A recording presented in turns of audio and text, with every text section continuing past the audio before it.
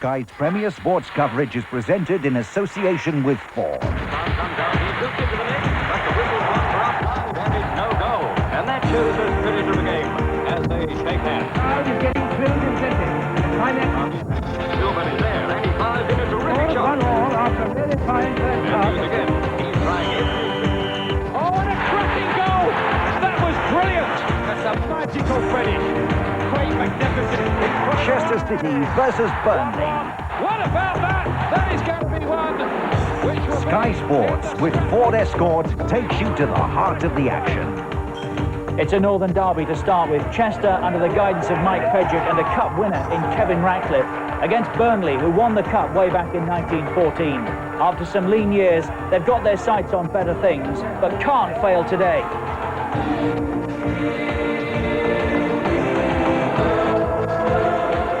Ford Escort Cup Special.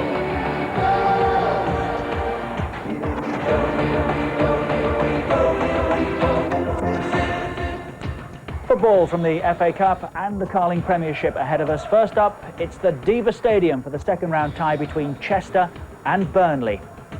Chester have had a difficult start to life in the second division after promotion last season, but the FA Cup is providing light relief.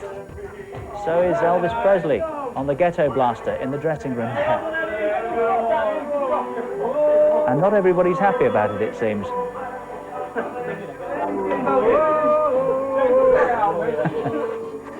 Chester City, who are looking to produce a cup upset this afternoon. The visitors are Burnley, founder members of the Football League in 1888, winners of the FA Cup in 1914. The current team are 16th in the First Division, unbeaten in 10, determined to make that 11.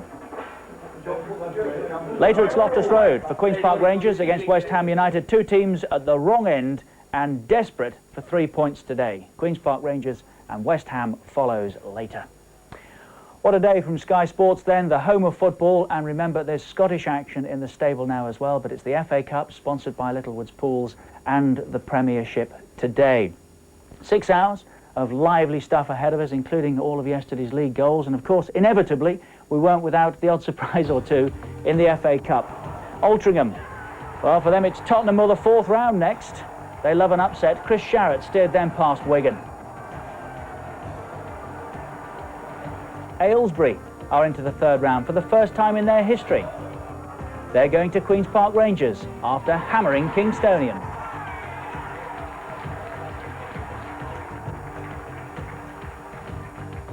Wickham have got the hammers. Simon Garner banged a hat-trick at Hitchin to make certain for them at the end of a difficult week.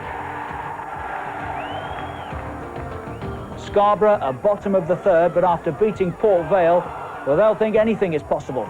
It's Watford for them next.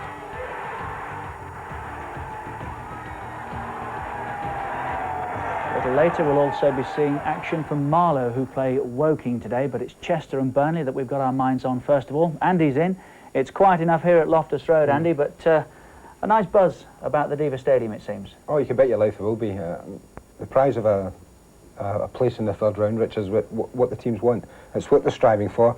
The first 2 rounds must be really, really nervous for the lower leagues and the non-league sides. But once that 3rd round draw is made, as it was last night, then that's what it's all about. It's pulling the likes of it's Altrincham, pulling Tottenham, if it is Tottenham, at White Hart Lane.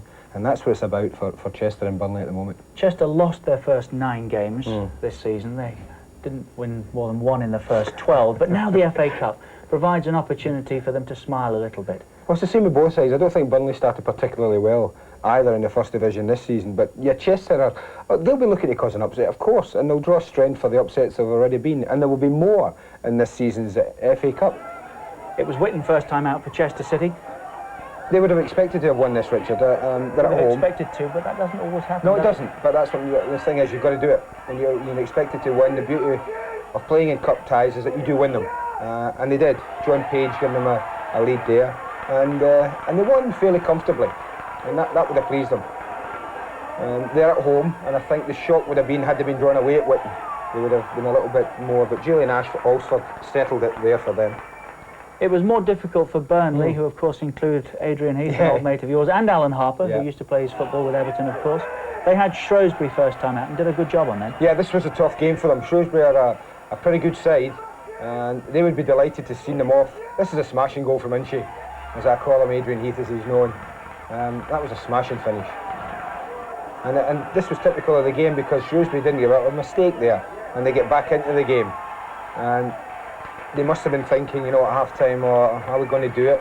But to be fair, they come out after half-time and they score within a minute of the half. Yeah, quick goal, right after half-time, 46 minutes, I think this was, Richard. And John Deary slots in what proved to be the winner.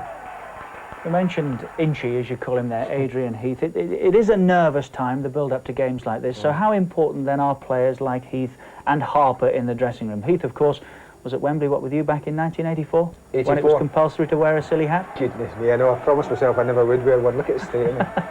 Oh dear, dear, dear. The things you do when you're overjoyed, Richard. There's Kevin Ratcliffe and Adrian there, two people you mentioned. And yeah, Adrian will be very influential in the dressing room along with Alan Harper. He's a smashing lad, a great character. Both are funny, and they'll settle their players down pretty well if there are any nerves in there. Well, another cup winner, I think both as a player and a manager, although he didn't get off the bench when he was with West Ham, was Bobby Gould, who's in the commentary box today with Ian Darke. Good afternoon to you both. Good afternoon to you too, and welcome to the Diva Stadium, a compact little stadium. There's talk about not knowing what day it is. We don't know what country we're in here. The stadium is split in half. Half of it's in England, half of it's in Wales. Now, if we pan away to the left-hand side there, you can see the Chester fans are gathered at the Welsh end of the ground, and at that end there, the Burnley fans are in England. Bobby and I are commentating from Wales. Confused? We are. But it's a cracking tie, Bobby. Yeah, super tie, especially on a Sunday, as we've got now, and the supporters have all travelled down from Burnley and in good voice, and they've strolled along, and I'm sure they're all looking forward to an exciting game. Let's check on the two sides for you. Chester, first of all, they are without their player coach Kevin Ratcliffe, the former Everton FA Cup winning skipper. He failed a fitness test on the pitch on a thigh strain about an hour before the kickoff. He'll play at left back. Alsford will move over from the centre of the defence. It's a side which has been completely reshaped by Mike Pajic, the old Stoke left back who took over as manager in the summer. Virtually the entire side are free transfer signings. One of them, the experienced Gary Shelton, a key player here. He's back after injury. He did pass a fitness test. And the long-serving Chris Lightfoot returns after missing 7 games with an ankle injury. Now this, Bobby, is how we expect Chester to line up. Yes, a diamond-shaped formation there, Flickcroft, the brother of, and with Page up front. Gary Hackett, the ex-Peterborough and West Bromwich Albion player, coming down the left-hand side, but make sure the fullbacks are going to attack if they're going to play in the diamond. And I saw Chester at the beginning of the season. This is a complete change around for me. They are one off the bottom of Division 2, Chester. They lost 6-0 in midweek in the Auto Windscreen Shield here against Crewe. They said they're glad they got that one out of their system before today live on television. As for Burnley, a side and a club with some real pedigree. Founder members, of course, of the Football League. Not surprisingly, unchanged. 10 games unbeaten. They're on a roll. Two very familiar names there, as you've been hearing. Adrian Heath and Alan Harper both won FA Cup medals with Everton a decade ago. In defence, summer signing Mark Winstanley was in the Bolton side, which caused those big FA Cup upsets at Liverpool and Everton in recent seasons. And Liam Robinson was in the Bristol City side last year that went to Anfield and won and cost Graham Souness his job. This is how Burnley will line up, and they have done in recent games every time. Yes, make sure that you watch for Robinson and Ayres up front. Ayres, a very talented left-footed player, and Adrian Lee with the old nigh close brain, understanding where he wants to go, and also don't underestimate Alan Harper, who's a very, very solid midfield player. And Jamie Hoyland, just signed from Sheffield United, another force to be reckoned with there.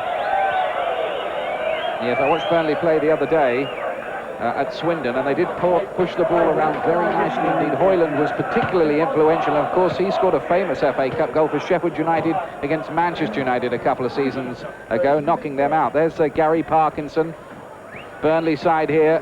There they are in the tunnel. Nervous moments, Bobby, those. Yes, Jamie Hoyland just checking with the referee there that his ring's covered up. And I wonder if Dave Bassett would like to buy him back for the game against Sheffield United. Alan Wilkie, the referee. And here come Chester, captained by Gary Shelton. He's certainly been around. Sheffield Wednesday, Aston Villa among his clubs. and they're glad to have him back in the midfield today. Yes, a wily old campaigner. Going to enjoy this, as you can see from that big smile on his face. Although the tie at Cambridge not be appetising, but these players want to go out and perform today. And Gary Shelton, having moved from Bristol City in the summer, enjoying the opportunity to get out here and play in front of the television cameras. Well, it's a sellout here. There are 3,500 Chester fans. 2,500 have made the short journey from Burnley. It's the bottom of Division 2 against a very improved First Division side. Can Chester cause an upset here? Super atmosphere in the smart little Diva Stadium. Join us then for Chester against Burnley. It's live on Sky Sports in just a moment.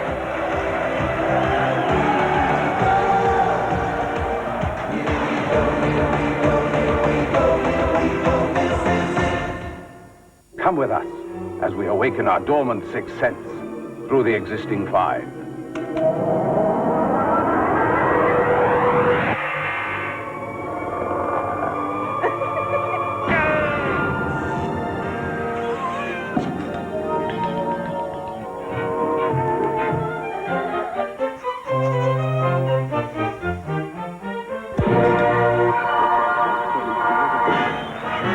Can you feel it?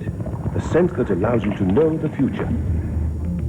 You just know what you're going to want later, don't you?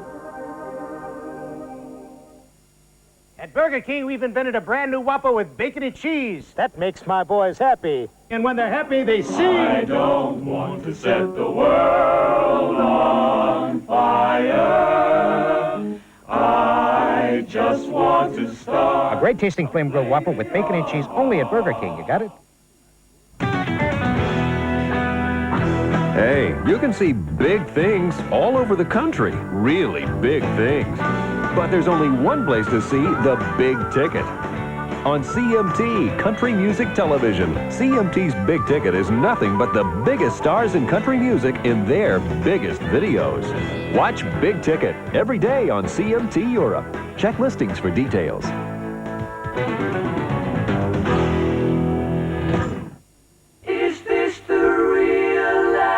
All the hits from one of the world's greatest rock bands. 34 tracks of classic Queen, now available in a specially priced double pack for a limited period only.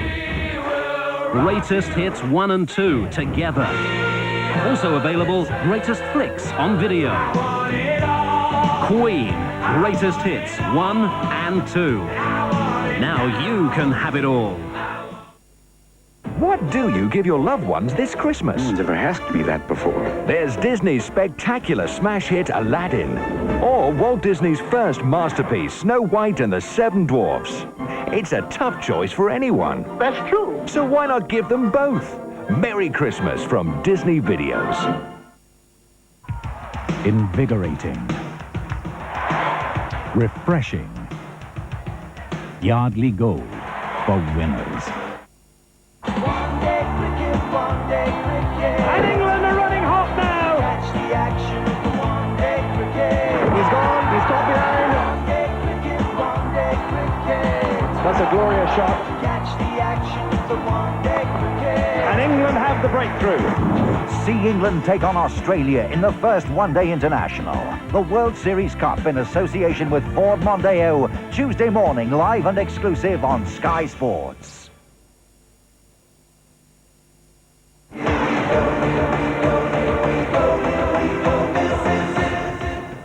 Two live matches on Sky Sports this afternoon. From the FA Carling Premiership later, it's Queen's Park Rangers against West Ham United at Loftus Road.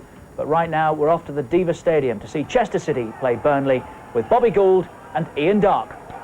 Thank you very much indeed, Richard. This is one of the newest grounds, of course, in the whole of the league.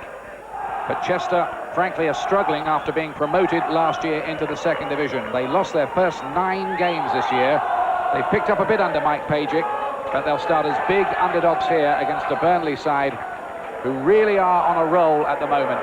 Jimmy Mullen's done a great job. They've been promoted twice in 3 seasons, and they're dreaming now of a return to the big time for the massive support they have up there. There's Alan Harper, who really has been around, of course, with Everton, with Manchester City. bags of experience, 34 now. And also in the Burnley side, little Inchy, Adrian Heath, in the 1984 FA Cup winning side for Everton. Referee is Alan Wilkie, not from Chester, but Chester-le-Street in County Durham. So Burnley in a change strip, yellow with the thin stripes, attacking the goal to your left, getting us underway. This strange, quaint, bizarre little ground where it's possible to score in 2 countries in the same match. Not even you did that, Bobby. No. Doing a long career. Knocked on by Don Page. Now this is one of the really consistent men for Burnley, unsung. Davis, the captain, Wesley, number 4. Didn't get a look in at Southampton, but really making a name for himself with Burnley. Alsford to take the throw for Chester in their blue and white striped shirts. Chester managed by Mike Pagic, the old Stoke City and Everton left back. Took over from Graham Barrow, who got them promoted, but then had a real fallout with the board over not getting the spending money he needed to improve things here.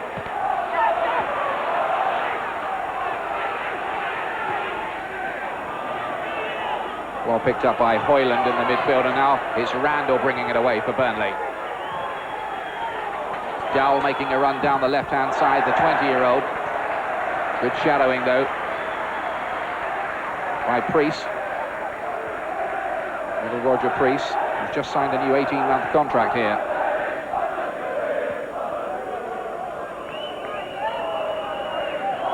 Looks to me there, Ian, as Priest picked up a bit of an injury there as he tracked Dowell back, especially in this diamond 4 shape, that the fullbacks are going to get forward on both sides. So it'll be an interesting afternoon for 4 fullbacks out there.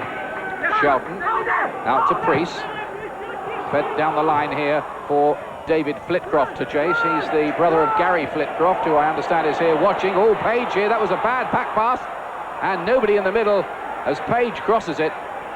Oh, Chester could have been in some early business there. Burnley just showing a sign of early nerves. Never easy when you're expected to win like that. Hackett trying to thread it through, and here he is again. Flitcroft helps it on. No way through for Page. It hits the referee. And brought away by little Adrian Heath. That's Robinson. And now Alan Harper. Offside against Robinson on the far side. Yes, just a slight change of pace there by Robinson, but the back 4 of Chester very sharp on that first initial move. Stepped them up offside. Here's the back pass from Hoyland, intercepted well by Page. Takes it to the byline.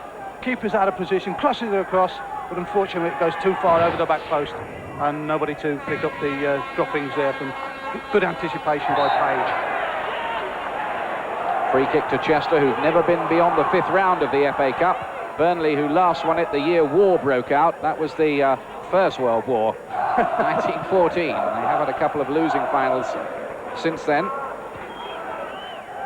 in 1947 and in 1962. Got away by Hoyland that time, and now Harper. Some old heads in there, might serve Burnley well today, but you can expect a lot of feverish, frantic, passionate football, I think, from Chester. Burnley are building their reputation in Division 1 of a nice passing side. They've been getting some good results, particularly away from home. In fact, their away form's better than their former Turf Moor. Jenkins knocking it long towards Page. Davis mopping up, and then Gary Parkinson playing it back to Marlon Beresford, this outstanding goalkeeper who's been watched by a lot of scouts over recent seasons. Referee just playing on there. Burnley appealing for the offside, but not being signalled by the linesman, and the referee sensibly playing it on, trying to keep the flow of the game. No offside given against Flitcroft because he was coming back. Jenkins knocking it down the line. This is Mark Winstanley doing the covering. Winstanley, of course, in the Bolton side of their cup run last year. He lost his place halfway through it, and he's complaining here. He thinks it was a goal kick. The referee's decision is Chester's corner. Well, we'll watch it here closely. He's shielding it out, flicked off the field, and the referee gave him the advantage. But strange decision that from Burnley's point of view. Hackett going to take the corner. Doesn't prove costly, not yet. It still might though. Shelton. Bishop trying to find a way through. Here's Shelton again. And Priest, that's nice football from Chester. Holding the possession well. Priest skipping away from Dow. Really good move this from the Division 2 side.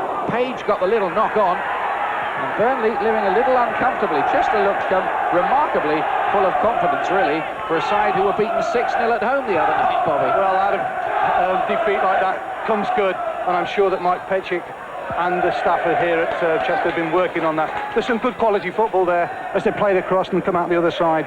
And the Priest so far has impressed me, A, going back to defend, and B, going forward. Well, you're right what you say. They've really been working hard, I'm told, since that defeat, Chester. They've been in having all-day sessions to try to get things right. This is Ayres, good goal-scoring winger, come authoritative striker. That will be a free kick, is it? No, nothing given. Or the foul on Harper. It looked like a foul anyway. Interesting, Harper didn't pick himself up and remonstrate, so he's a great pro. He knew whether it was a foul or not, and referee played on. Robinson caught that time, and I think the referee here might want a word with Chris Lightfoot.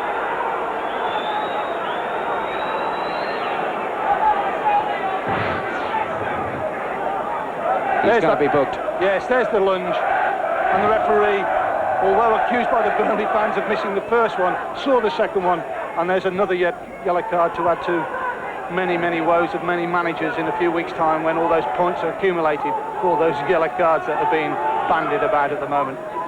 So within 7 minutes of his return to the side, Lightfoot is booked. This is Parkinson. Oh, that took a deflection. It looked like it on the way through, and it wasn't far away from Parkinson. Well, he scored vital goals for Burnley. He scored the goal in the playoff final that took them up. Yes, comes inside on his left foot, doesn't think twice, strikes a shot there. Player in an offside position, but not signal. Little tap free kick by Alan Harper. Adventures forward, there it goes, in front of all the bodies, but just wide of that near post. I think it just deflected off Robinson, actually, and it might have gone in that, had it not. Priest chipping it down the line. It's aimed towards Flitcroft. It's a lovely little ball there, Ian. He's just dinked it behind the fullback, who can't really get control of it, knocks it out for a throw-in, and Chester can build on it. Chester, of course, the club who produced very famously a chap called Ian Rush. You wouldn't mind him out there today either. It's Hoyland bringing it away. Parkinson. It's one for Robinson to chase. Good covering by Alsford back there. Burnley spent £700,000 in the summer to strengthen their squad. Robinson, the striker, was one of those they brought in. That's not a good ball. Priest bringing it away. He's made a lively little start in the midfield, Priest. This is Jenkins, Ian Jenkins, former Everton trainee. Shelton. Hackett. Hugging the touchline. Knock it in towards Bishop. Chester are going to get the corner kick. Super move there by Chester, being very patient, good tactical football as well, and a great switch of play from Shelton out to Hackett. So Gary Hackett with the corner. Shelton can't intercept it, but maybe here Burnley can produce something. Robinson trying to plough a way through. Good challenge, though, by Jenkins, who'd come across. Positive break. Off camera, though, you can't see the run that Randall's made, but a great tackle there coming over from the fullback, Jenkins. And Robinson very lively early on there, but wasn't aware of Randall breaking on the left-hand side. Winstanley wins it in the air. And now they play it it goes. I was talking to the Chester lads beforehand. I said, I think it's the first time the club have ever been live on TV, and one of them remarked rather dryly, we've been dead on TV a few times. Is he? Really buoyed up to do well today, though. This is Robinson. Heath's attacking it, well claimed by the goalkeeper, David Falgate. He's been around a bit as well, hasn't he? Yes, and Alan Harper in shot there. And Falgate sweater reminds me of the rainbow I saw coming up on my journey up this morning. Multicoloured swatch shot. Well, it's lovely lunchtime weather here in Chester at the moment, in the famous walled city, but it was absolutely tipping down earlier on. Here's Dowell, the 20-year-old, who's getting a run in the Burnley side at left back, with Chris Vinicombe having broken his jaw in 3 places. He won't be having any Sunday lunch again, will he? Not for the moment, I don't think. Jenkins. Good ball, and Hackett was completely free behind on the far post. Burnley hadn't picked him up at all, and luckily he wasn't found, Bobby. Yes, when you get this diamond-shaped formation, it does prove a handful for the fullbacks. Do they go in, cover across the centre half, and therefore leaving the winger on the opposite channel exposed? 11 minutes gone. Chester 0, Burnley 0, and Chester giving at least as good as they've been getting so far.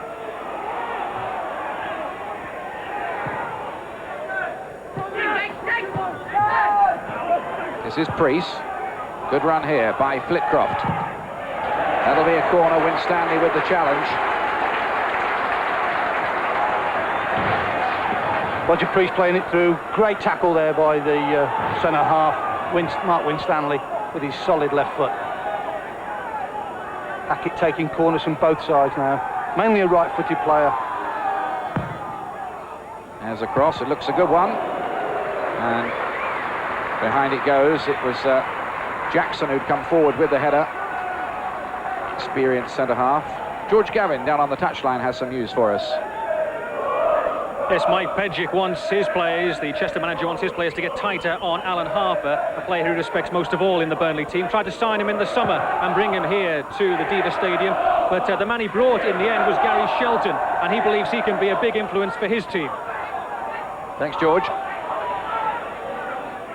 Chester still probing. They've made a very good start here. Shelton. Flitcroft. Now it's Priest. And Dowell is in the way. You wouldn't think they were beaten 6-0 in the last game, Ian, would you? Watching this start they've made here this Sunday. Well, they were determined to give a decent account of themselves in front of the nationwide audience, Chester City. So far, they're doing exactly that.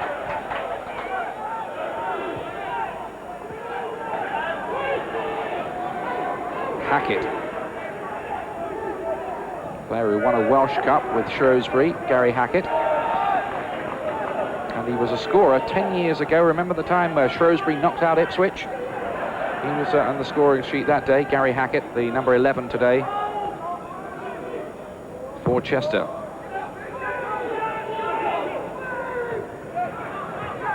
Harper. Now Adrian Heath. Ayres almost picking up Randall's run from the midfield.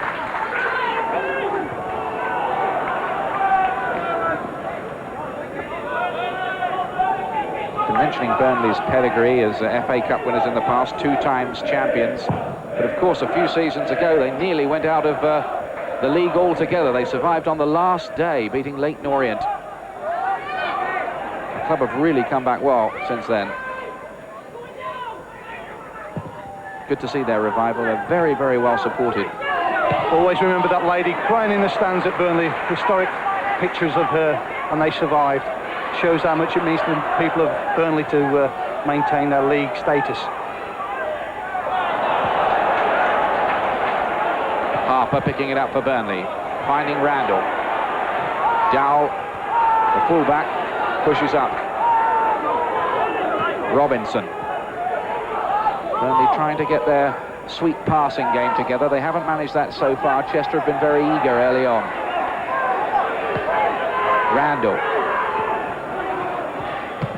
Flitcroft with the challenge. All very comfortable on the ball. There's Flitcroft, brother of plays for Manchester City.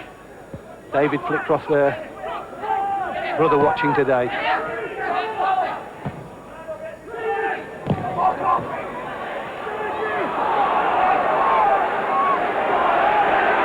Alsford.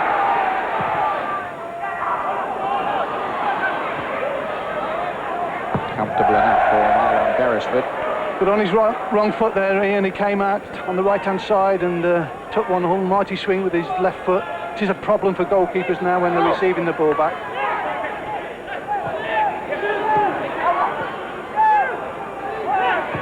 Manchester playing some sweet passing in midfield, but unable to find the killer ball. Now Ayres trying to break through for Burnley. He's a player that they'll have to watch.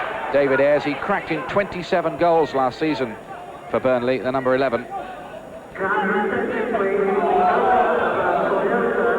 Very sweet left foot. Saw him take a penalty and miss it early on in the season for Burnley at West Bromwich Albion. They got out of the jail that day with a draw 1-1. Davis getting the better of Page. Now Robinson, no support.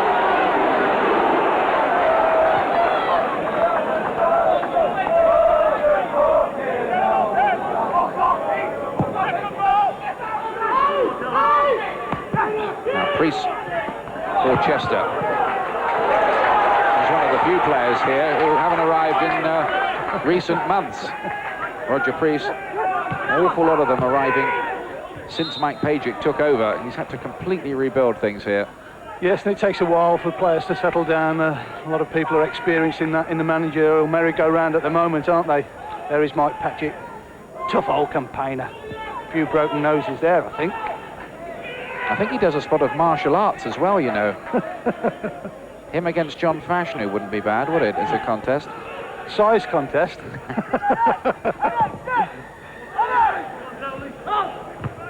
It's Dowell with the header. Now Ayres. Here's Shelton. His return has made a difference. Jenkins trying to chip it down the line. It just took a deflection, so it'll be Chester's throw. Very difficult for players as well in quarter-past-1 kickoff. Make sure you get your food right in the morning, get the balance of the digestive system right, and make sure you're not believing everything that's written in the papers. You've got your game to play, and that's now. The winners, by the way, have been drawn away to Cambridge in the next round. That's not the biggest incentive, to be perfectly honest. They would have been dreaming of a Tottenham or a Manchester United or a lucrative tie, and instead they've got another away one, which might be difficult too. Whoever wins here. Ayres feeding it wide for Parkinson. Robinson picking it up in the end. Parkinson's continued with his run. Vital ingredients, these fullbacks in these diamond-shaped formation, and Parkinson being very positive there when the ball was changed to the right-hand side. Earned a corner for his side with a positive run. Gary Parkinson, who played with Gary Pallister in his days at Middlesbrough when he got some top-flight experience under his belt. Now Burnley have a corner here.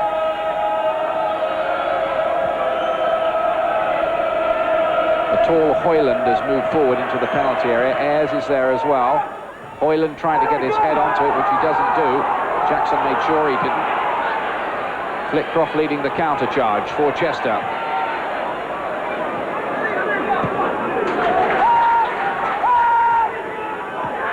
Robinson lays it back to his captain Davis. Randall cannot be picked up. Been a little bit unlucky so far as Adrian Randall. He's made some great through runs, but the ball's not quite been delivered to him. But he's been very positive. Number 6 down there in front of the touchline there. Been very positive on his through runs, but so far nothing dropped for him. He's one of those players who've been with Burnley in their rise up through the divisions, like the captain, Steve Davis. Jackson's challenge, not penalised. Page flicks it on, nobody to take advantage. That was a foul by Page, according to the referee. Obstruction, I would anticipate there. Player lost control of the ball. He just gets that arm out and gives him a little nudge, and the referee's right on the spot. And there's the whistle blown. He was doing a warm-up before the game, Ian. Interesting to see a referee out there warming up. Hoyland. Davis was forward now. Can they counter here? Flitcroft does well to pick up Hackett. Page waiting in the middle. Priest is arriving. Good little battle down there on that left-hand side. Gary Hackett, who I managed at West Bromwich Albion, went off to Peterborough and then came back. Here he is, picking the ball up, right-footed, trying to get inside, but Parkinson being well informed there. Checks the ball rolling out. Leisman on the spot. Good defensive work there by Parkinson.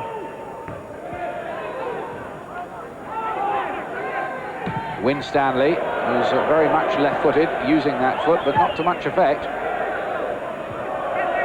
Hoyland helps it on. Then Robinson trying to pick up little Adrian Heath's run.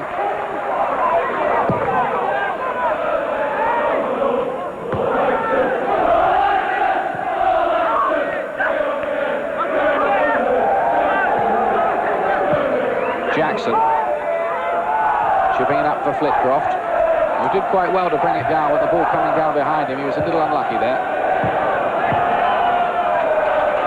Pitch is a little bit heavy on this side, and the players just can't get their feet out of the ground. They find it a little bit difficult, and some of the legs just a little bit tired at this moment, trying to get that first wing back.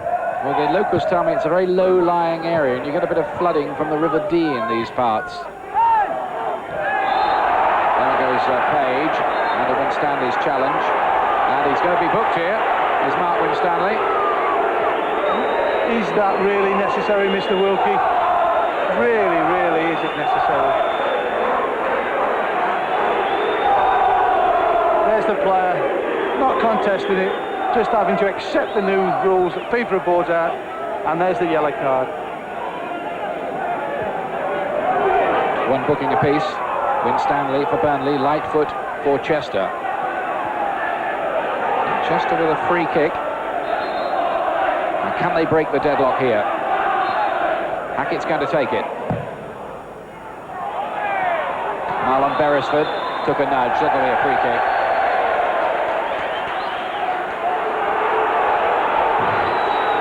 Here's the free kick, driven in just the right area for the goalkeeper to come and take it. Gets a knock there on the way down. Counts it second chance. So Mr. Beresford happy with that outcome. Appeals for handball against Priest. Given. Burnley take it quickly. Adrian Randall.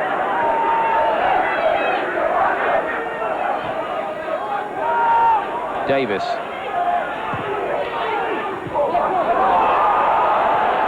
Easily picked up though by Butler. Now Flitcroft. Chester can counter here if they can get this right. Flitcroft's having a very good game in there for them. And Butler was unable to control it.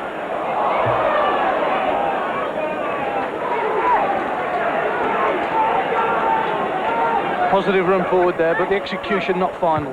And so far in the game, we haven't seen that little bit of extra quality in and around the penalty area here. That's all we need for the game so far. Somebody just to put an end product to it.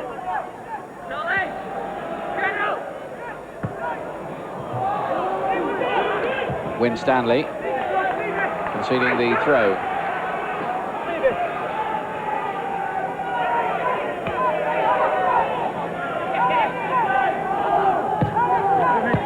Shelton for Jenkins.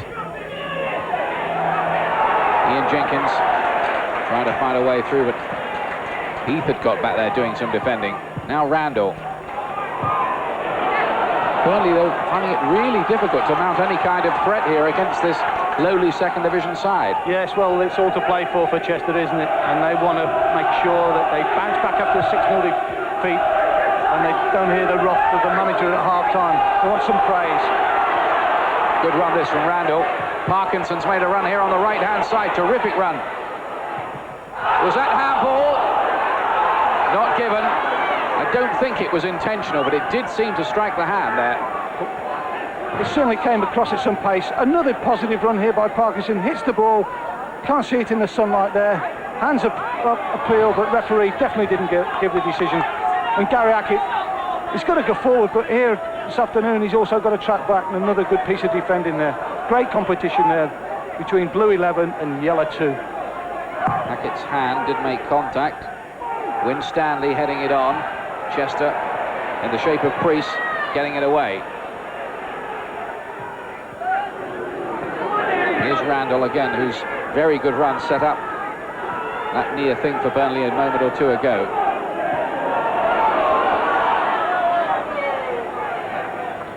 There's the possession. Chester are having more of it, according to our statisticians so far.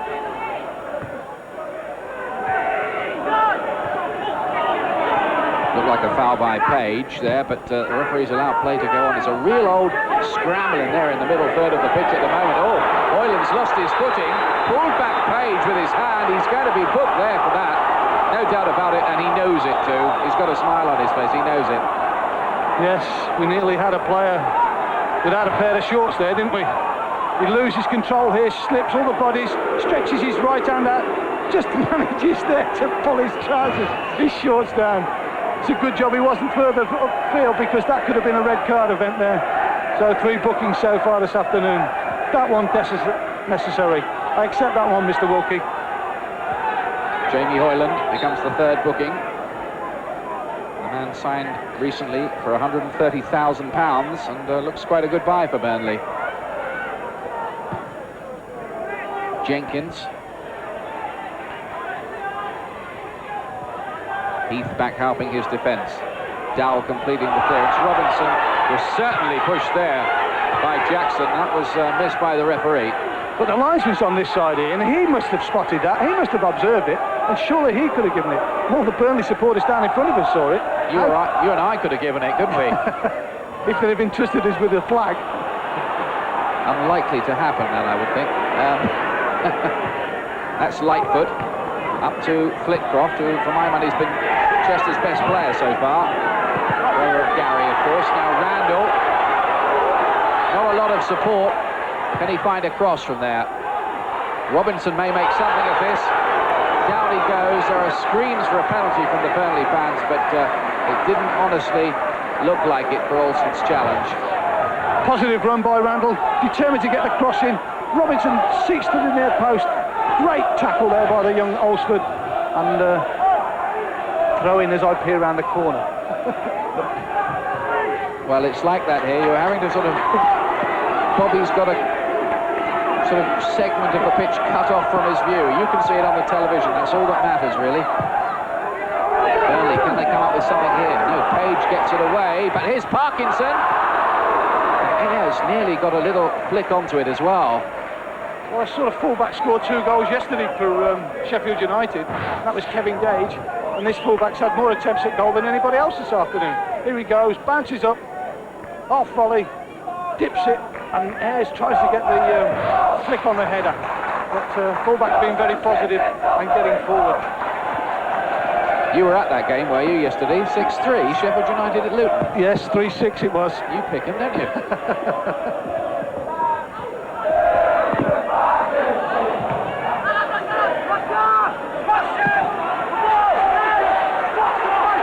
I think Mrs. Pleat will be thinking that this morning. Amazing game. 9 goals. Unfortunately, none here so far, but a typical FA Cup battle, this.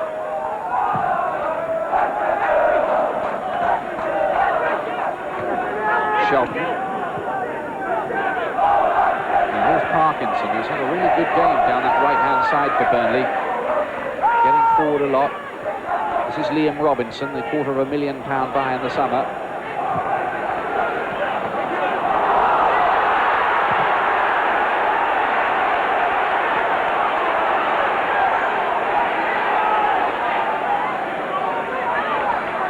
It's about this time that commentators usually say defences are on top or something, isn't it, Bobby?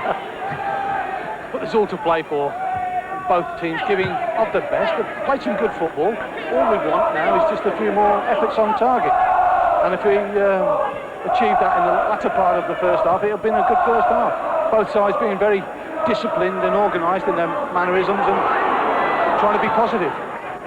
Jenkins finding Priest. They've worked well down the right-hand side, those two. Shelton doing the anchor job in that midfield for Chester. This is Chris Lightfoot. There was an offside flag up against Hackett, but it didn't matter because Parkinson had made the interception anyway. Good advantage, rule played by the ref. Flitcroft. Hoyland getting in there hard and well. To Harper, and Ayres is given offside, and that must have been close when the ball was played. Jenkins, though, the right back in a sound position, looking right across his line. There's the player on the ball, delivering, and it looks as though he could have come from behind the defender, but we do have the advantage of the slow-mo camera there, don't we? Yes, it wasn't absolutely conclusive, the evidence there, but it was a close one.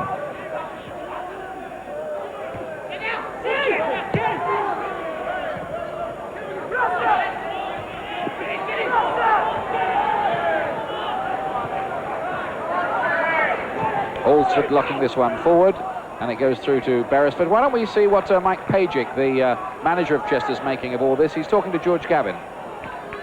Mike, how pleased are you with the start Chester have made? Fine so far. We're quite tight at the back. We're sitting in the midfield areas there, laying up one-twos at times, and we're happy with that. Then we're ready to press it.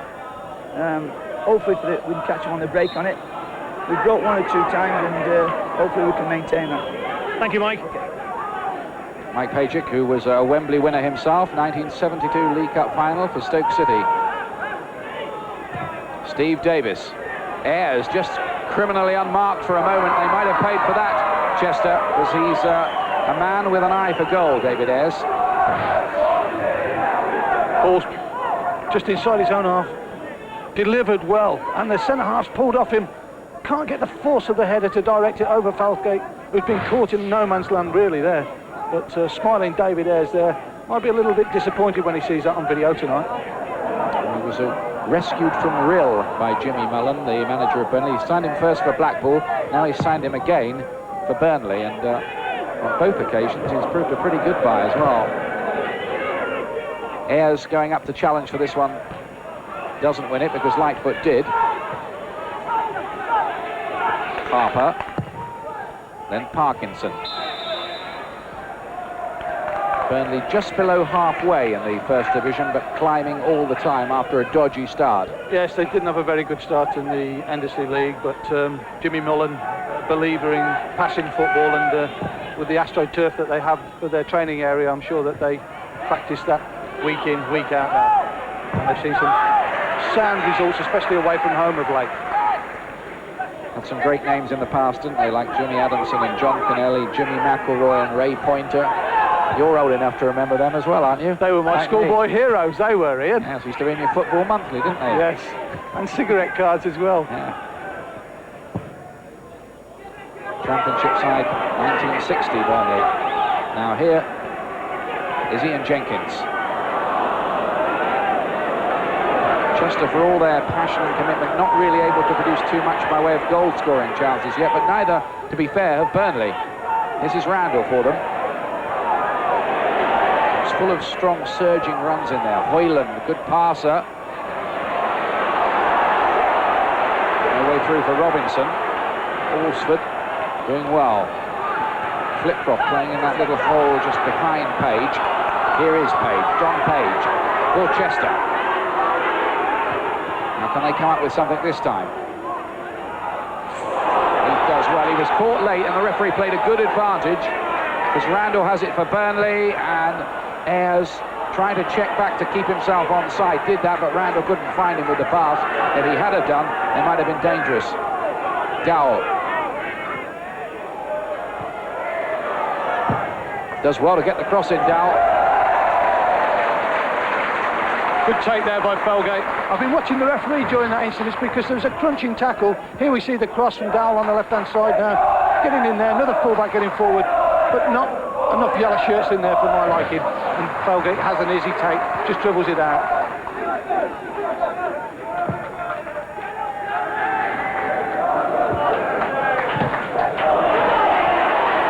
Here's Adrian Randall, who's becoming an increasing influence, you feel, in the midfield for Burnley.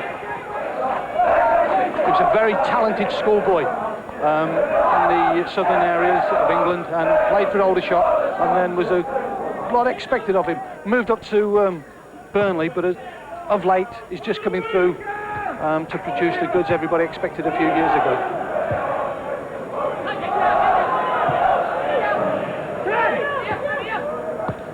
crease. Now Don Page. Jenkins again for Chester. That's not the best of balls. Hoyland covering it out, and the referee wanting a word here. Now something must have been said, and I think it's Bishop he wants to talk to. What happened, Ian, was that there was a crunching tackle. The referee observed it, didn't stop the game, noted the player's number, and has tracked him until the ball went dead. And now what he's saying to him is, you made a bad tackle, a foul tackle, and I'm going to book you now, although I've let the game flow for the last couple of minutes or so. And that is very sound, solid refereeing, but let's just make sure if he's going to indicate that to Mr. Bishop of Chester, that he's going to endorse it for the rest of the game. Eddie Bishop, the former Tranmere player, going into the book. It's 4 yellow cards and counting. And how many do you think there should have been, really? That's the question we have to ask ourselves, and so should all the referees and linesmen. Well, it's a question we've been asking ourselves all season, isn't it? But that's a long debate, and we'll broach it again at some other point. Jenkins. Hoyland picking it up, then Harper.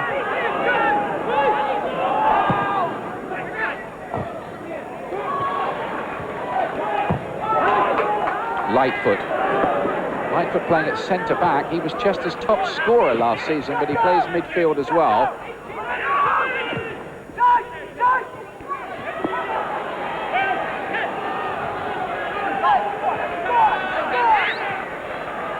Julian Alsford, free transfer by from Watford. That's offside by about the length of a Chester bus.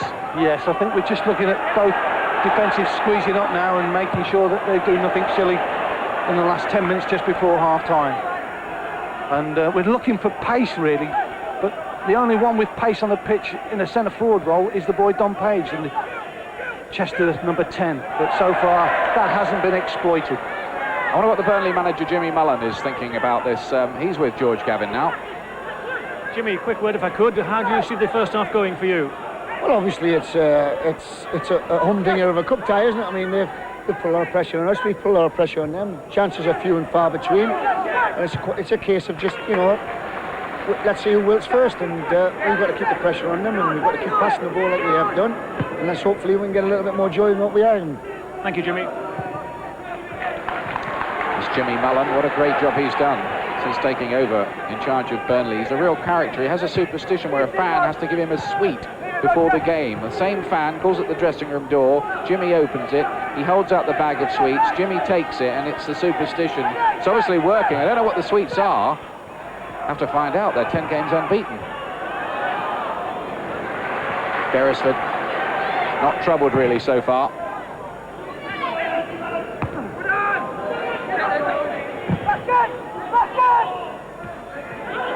Here's Harper.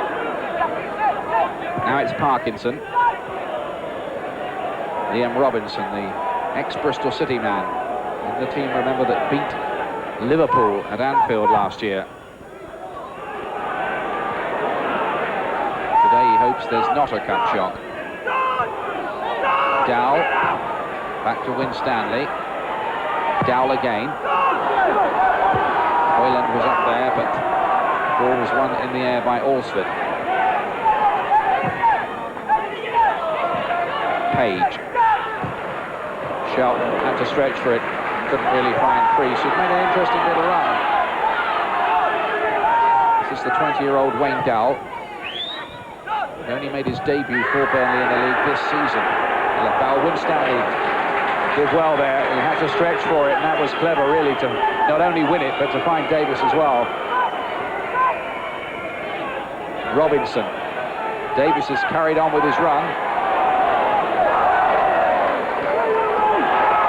Chester just getting it a little confused, but they bring it away all right in the end with Lightfoot. There has been some good tackling, hasn't there? Just at the right time, that foot slides out, and the wet conditions have been to the advantage of the defenders so far. Hoyland, who likes to just sit in front of his defenders and spray passes around, but he hopes a wee bit more accurately than that one. Yeah, Liam Robinson there saying, couldn't you have just slowed the pace of the ball down for me? I've been working hard all afternoon. All I need is just a shot at goal to encourage me a little bit now.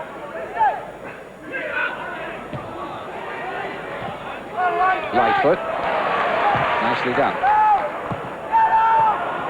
Davis, so consistent again. I can see why the Burnley fans and his manager rate him so highly, Steve Davis, back there. It's very cool and composed. This is Adrian Randall again. Now it's Steve Davis. Randall. Chipped up towards that far post. Something that was going to drop for a moment there for Adrian Heath. He's got it now.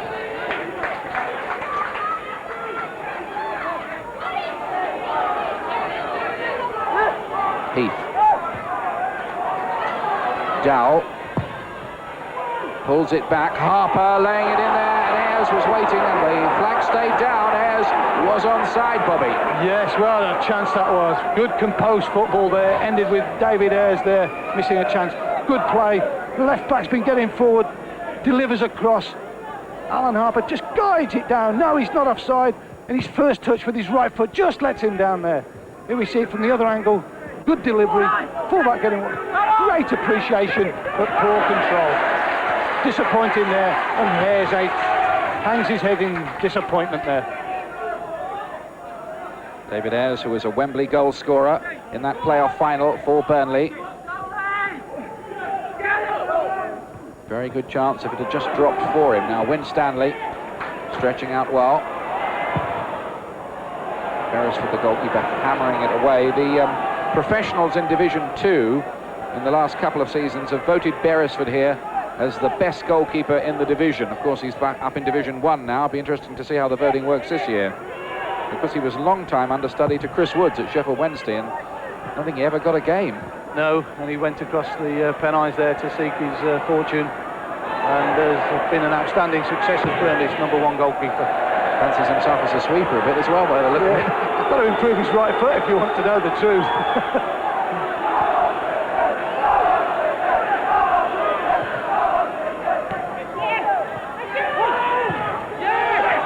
Offside. Flag was up. Well, this part of a double bill live for you on Sky Sports today after this FA Cup game. Chester against Burnley, 0-0 so far, will be into the Premier League, and a London derby for you. Queen's Park Rangers, with Ray Wilkins, of course, at the helm these days, at home to West Ham United, who are starting to need the points quite badly. Not in the greatest of runs, West Ham. Live coverage coming up for you later this afternoon.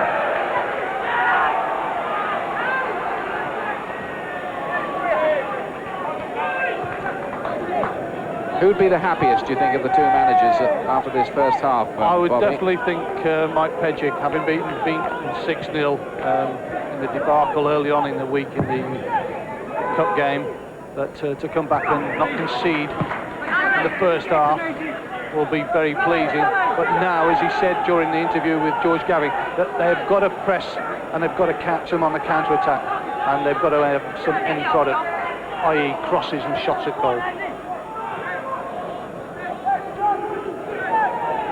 Chester, who beat Whitton Albion in the first round by 2-0. In fact, they're unbeaten in their last 7 FA Cup ties in this stadium.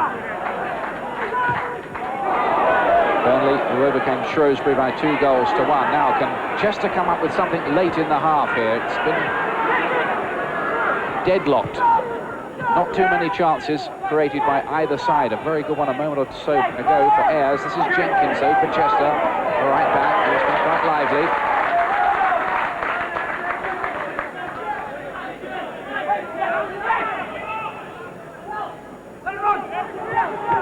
Shelton spreading it for Bishop. Shelton biting in with the challenge again. He took a knock as well and stayed down, Gary Shelton, who, remember, came into the game with an ankle injury. Seems to be all right, happily. Parkinson. A right back. Could engineer the shot here. And Falgate has got his ankles right. Third effort goal for that young man. Going forward and being positive. Now he's got to get back to track Hackett down.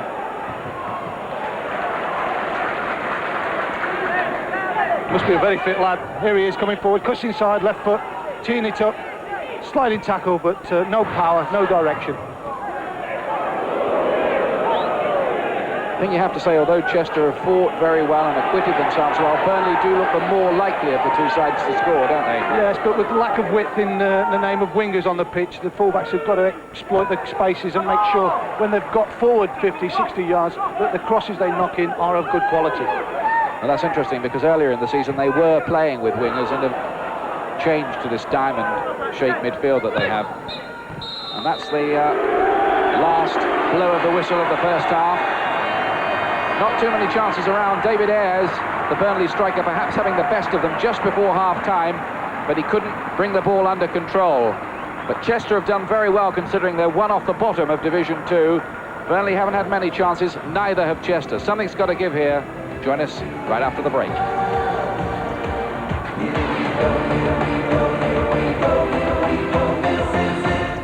Was used to confronting danger. Try to stay calm. Run away, you'll be all right. But this time, This is 3 bags. what's in it? $100 million. He's going to be pushed to the very edge.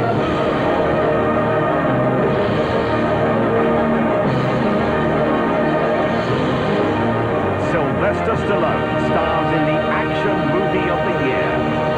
Cliffhanger premieres soon on Sky Movies. 0506 484 777. Cliffhanger, just one of the 38 premieres you can see on Sky's movie channels in December. That's 0506 484 777 and we'll switch you on.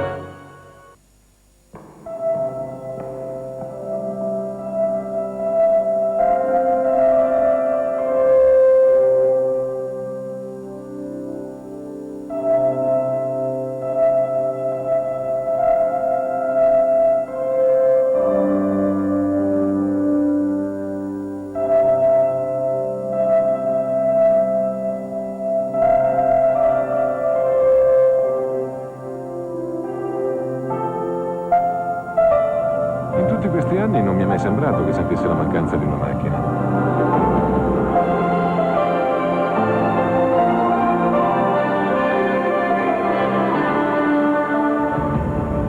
Mondeo. It makes all the difference. Someone has 1,000 ideas for Christmas.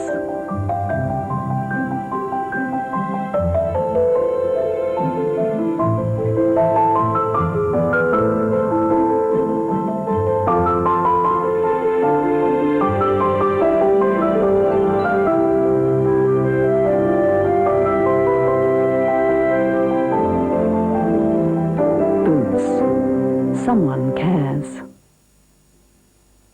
Cleansers? I use one every day. And I feel fabulous. Kellogg's Old Brand. Feel it in every fiber. Who needs an extra pair of glasses free from Vision Express? His free pair for his sports bag. Her free pair for when she's not wearing her contact lenses. Grandma's free pair, always on her bedside table. His free varifocals are his fishing pair, and her free pair gives her more than just one look. Buy a pair of glasses or contact lenses, and we will give you an extra pair of glasses free worth at least £79. Even bifocals or varifocals in the 2-for-1 offer from Vision Express. Made in about an hour. We have all the love in the world. If that's all we have, you will find we need nothing more.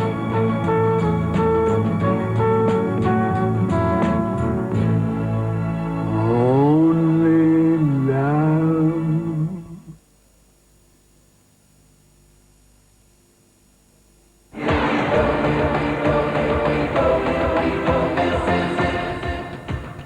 Welcome back. Queen's Park Rangers and West Ham to follow, but for the time being it's FA Cup action from Chester. No goals at half-time. 4 attempts from Burnley at goal, just 1 on target, and Chester yet haven't found the target. 3 corners each. 5 fouls apiece. It really is, well, virtually even, Stephen, all the way down, isn't it? Each have had 2 players booked. Action areas, 48% in that middle third. Again, to the right and the left, couldn't be much closer. 50% apiece of the possession. get some thoughts from Andy Gray in a moment, but first of all, let's hear from Jimmy Mullen, the Burnley manager. Jimmy, that was a frenetic first half, but chances were few and far between, weren't they? Yeah, I think so. I mean, obviously, Chester have done the homework on us and it closed us down very, very quickly. And we're finding life a little bit more difficult than what we have been used to, but it's up to us to overcome that. And hopefully in the second half that we can start release a few more players than what we have done and have a little bit more sort of freedom to go forward at them and see what happens after that. David Ayres perhaps had a half chance towards the end of the half. Well, all I could see was from the dugout. Obviously, it looked a good chance. It looked a clear chance. I mean, my first reaction was to look at the linesman, and he obviously kept his flag down, and I thought, well, if that was the case, then we probably should have done better from it. Any thoughts of changes for the second half, Jimmy? Well, not in the immediate first 10 minutes anyway, but we'll certainly be looking at it because I think the way the game is going, it might look to change things. Thank you for talking to us. Thank you. Andy's in this afternoon. We were sitting here watching that first half, and you were saying that you really think we'll get a better game in the second 45. Why is that? Because I think that if you understand that Chester are on the back of a 6-0 home thrashing the last time they played, I think they were bound to be, not negative, but a little bit tentative in the opening spell. Burnley don't want to be the end of a giant killer. So they would have started the game, I think, saying, well, let's not give an early goal away. Let's not give Chester any more confidence than they might have at the moment. But let's keep it tight early on. And I think that was the pattern for the first half an hour, Richard. But what I noticed is that in the last 15 minutes, Burnley certainly, I think, have said, OK, we're confident we can hold Chester. And they've started to push forward a little bit more now. And I think come second half, Jimmy Mullen will send out his team with a far more positive attitude, saying, listen, the game's there to be won. I don't think they can harm us. Go and put some pressure on. Jimmy Mullen was talking about that chance that David Ayres had, and it was a good one too, wasn't it? Oh, it was, as the game has gone, it was gilt-edged almost. One of the few times they got bodies in the box, but Alan Harper's part in here, that touch there was first class. I just wonder, David Ayres is I think is obviously right-footed, because I think anyone else, if that dropping there, would have just taken it first time on his left side and just swept it towards the goal. It was very difficult to get it down in that area and then get another touch in before either being closed down, or as we saw, the ball getting away from him a little bit. OK, so back to Chester in a moment or so, and we've got a game from Loftus Road to follow, of course, from the FA Carling Premiership, Queen's Park Rangers against West Ham United. After that, all of Saturday's goals. But next, it's back to Chester for the second half of our second round FA Cup tie.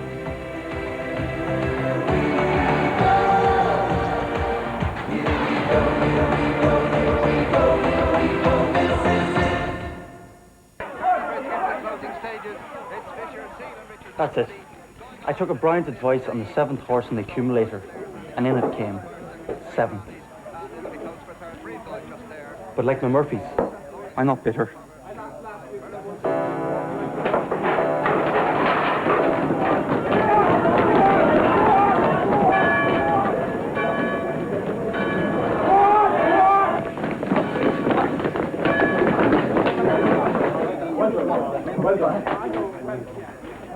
Especially as I had a side bet on St Barnabas steeplechase.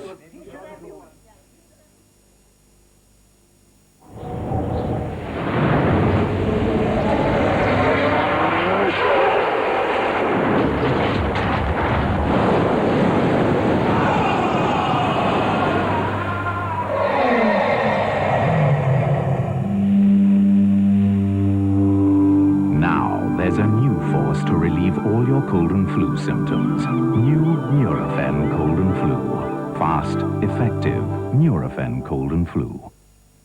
Meet the good, the bad, the untamable, the unmentionable Roy Chubby Brown in his brand new video, live at City Hall. Also on video, his unmissable feature film, UFO, the movie. And the unforgettable Jethro on video, live from behind the bushes. All available to buy on video now. Do you have a camcorder that sees things differently? We do, and ours is very, very eye-catching. A very eye-catching infocam from JVC. These frozen turkeys are guaranteed the cheapest deal. A nice plump bird makes a perfect Christmas meal. Price check at Summerfield and Gateway. Having a little problem with your computer? The clenched teeth were a dead giveaway. Oh, No, calling the manufacturer. You don't really think there'll be anybody home at this time of night, do you? Ah, the old please call back in the morning routine. Don't they realize the reason you're here tonight is because you have to be finished in the morning? Maybe you can start all over again on another computer. Or move to another city and start a new life under an assumed name.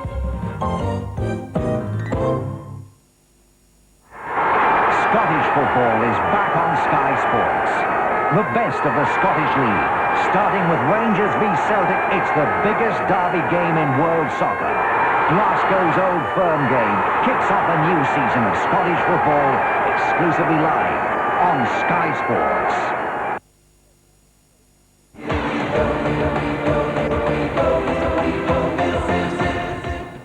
Welcome back, and it's straight back to Chester, and Mike Pedrick, the Chester manager, who's with George Gavin. Mike, plenty of hustle-bustle in the first half, but would you look for more chances in the second? Yes, I think we've got to be a bit more patient. One or two of the lads are making forward runs and leaving a few holes in our midfield area. I think if we make that, then we've got to be certain of getting it or causing problems.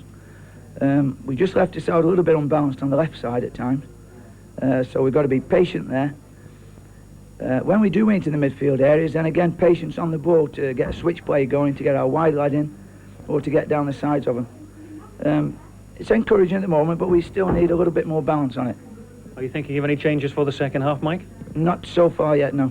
And overall, you're pretty pleased so far. You're matching them more or less in every department, aren't you? Yeah, the tempo's quite good. I'm quite happy with that. It's just now a matter of really not losing concentration. As I say, be patient in your own area, dominate your own area, and I'm sure we'll create. Thank you, Mike. Okay, thanks. Mike Pedrick with George Gavin. Remember, later here at Loftus Road, it's Queen's Park Rangers against West Ham United. Clive Allen, our guest, has joined us to enjoy the second half here with us.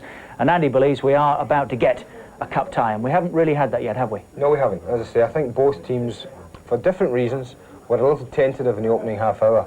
But even listening to both interviews there, both managers, Mike Pedrick still has that note of caution in his voice for me. He talked about being patient and not committing too many men forward.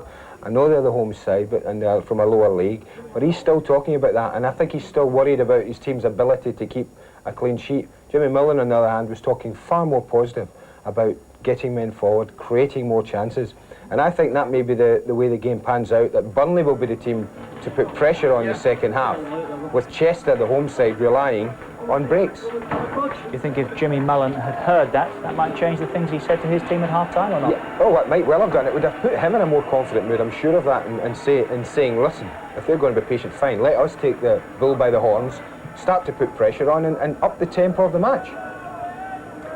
So it's back to the Diva Stadium. Our match commentators are Bobby Gould and Ian Dark. Thanks a lot, fellas. Chester on their way out after a good 45 minutes work in the first half. They've contained Burnley, who are on this roll. The last team to beat Burnley, by the way, Bobby, were Liverpool back on the 5th of October in the League Cup. So that is a heck of a run, isn't it? Tremendous run for Jimmy Millen and his lads. And let's not forget that if Chester go out of this game today, and perhaps that's why they might have been a little bit apprehensive in the first 45 minutes, is that all they've got to fight for in the latter part of the season will be the relegation battle. So they want to stay in this competition as long as they can, and if they get a draw, they can go back to Turf Moor, great ground to play on, and great finances for the club to inherit, because what most clubs do at this time of the season, and in their figures, they just put one FA Cup game. So if the Chester board can get a replay, they would be highly delighted with the extra revenue they've gained. So we're ready to start in this second half. Chester will be attacking the Welsh end of the ground, and Burnley the English end of the ground. If you're late tuning in, just to remind you, the border between Wales and England runs diagonally across the pitch here. Do we get extra expenses for coming to Wales? Well, I'll tell you an interesting thing. The referee said, if I book people, do I send my report to the Welsh FA or the English FA? He's had 4 so far. Yeah, he had his tongue in his cheek.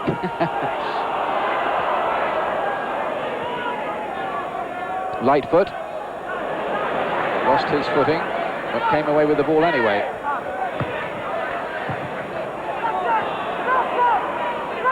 Can either of these two sides find some cutting edge to their work in this second half and move through into the third round. Oh, here's Heath breaking onto this one. Can he get there? And was he brought down there?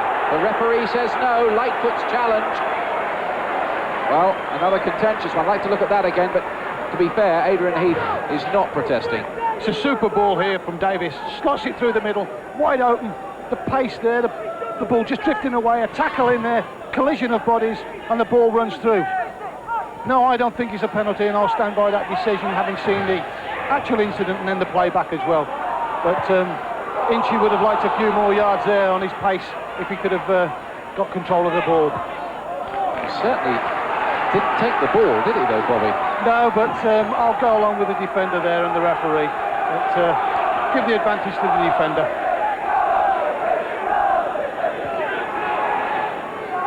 Nice to have a difference of opinions now and again, Ian, isn't well, it? I'm not saying I disagree. It's an interesting one. I'm glad I'm not a ref, I'll tell you that. Here's Page.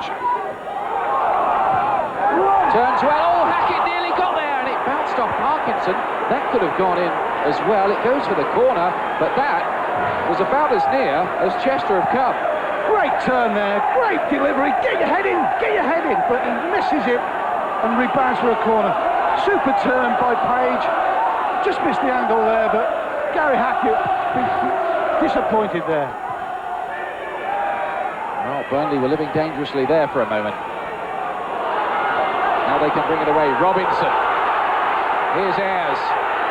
Tall, pacey, and he's taken out. Was he through on goal? Jenkins with the challenge.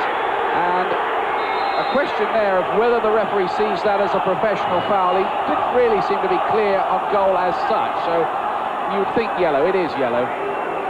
And lunge there. There's David Ayres through. Knocks the ball into the channel. Jenkins coming from one side of the pitch to the other. Going back there. Acknowledging another yellow card. That one we agree with. Being brought over to the referee. Name, please. Different way of spelling Ian. And this one is being administered. And Ayres down there receiving the cold sponge to his neck. Looks as though he's fallen. Awkward there. Fallen on his neck. And the physio trainer giving treatment just to make sure we can get him back.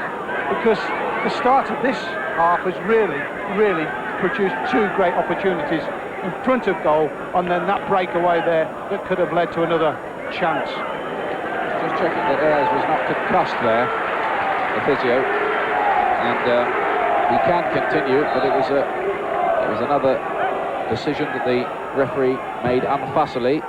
Heath, the ball bouncing around very dangerously in there, and this time the referee has given a penalty kick. Well, there was some holding in there, and Chester are protesting. I couldn't see what it was, to be perfectly frank with you. Let's have a look again. Referee saying, go away, go away. I've seen something. What can we see? Two yellow shirts, two blue shirts. Ball goes away. Pulls somebody down. Five pulls somebody down there with his left hand. I think that's Peter Jackson. Jackson pulled down Hoyland by the look of it. Ayres is going to take the penalty kick, and Burnley have the chance to go ahead here. And that was a contentious decision by the referee. Here's Ayres. And Burnley are one up. David Ayres scores his fourth goal of the season. Chester go behind, and it's a penalty. They're still debating. Gary Sharp is still talking to the referee about it. Strikes there, straight down the throat. Goalkeeper dives to the right. Good technical strike. But oh my, another controversy with the referee's decision there. Was it a penalty? Well, I don't think so. In the passion of the game that we've seen so far, I would stand by the Chester defenders that there was bodies in there, there was people being booked, but definitely not to my liking a definite penalty. Here's another break in. And here's Harper. Can he make it 2-0? Oh! Good save by Falgate. Harper tried to chip him. Nearly did it too. Look at David Falgate. Great break here. Slots the ball between the fullback and centre-half. No pace. Ball underneath his feet. Chips the keeper. But a bright save there. Great technical ability there by Alan Harper. And those Burnley supporters down to our right-hand side, standing in England, or is it Wales, now cheering. Here comes the corner kick. And it goes behind again. The Burnley supporters, by the way, are in England, Bobby. Right, thanks ever so much, Ian. I told you it was bewildering, didn't I? Burnley are 1 up, contentiously. Now the referee wants a word with David Flitcroft. Well, ill feeling still in the minds of the Chester players, and they've got to concentrate now. He takes the corner, Lightfoot wins it in the air. Chester certainly can't afford to concede another, otherwise that really would be curtains, you'd feel. Hard luck on them, that. Up goes Jackson again. He was the man penalised. The whistle had already gone. The shot wouldn't have counted. Now let's look at this penalty incident again, because I couldn't see what it was given for at the time, and to be honest with you, I'm still struggling.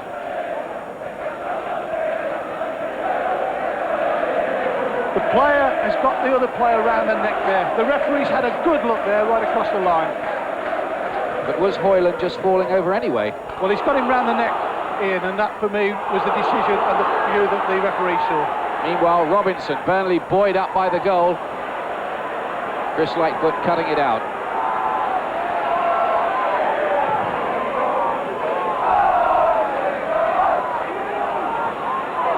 Played back by Winstanley.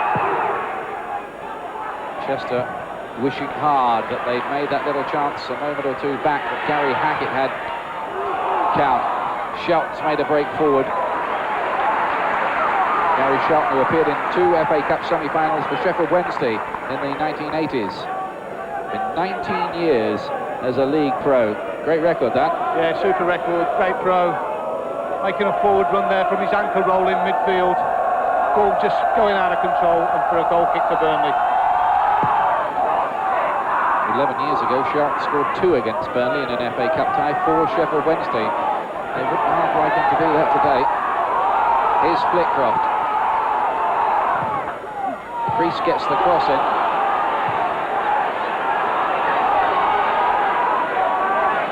Shelton lays it wide.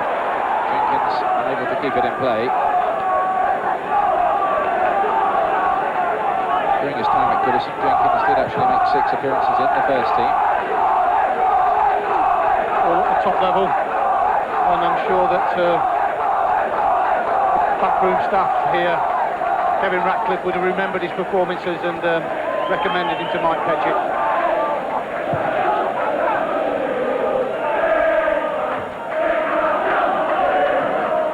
Here is Hackett. Diagonally for Page to chase. He hasn't had a lot of change out of Winstanley and Davis. Is Page. Up on towards Hackett again here.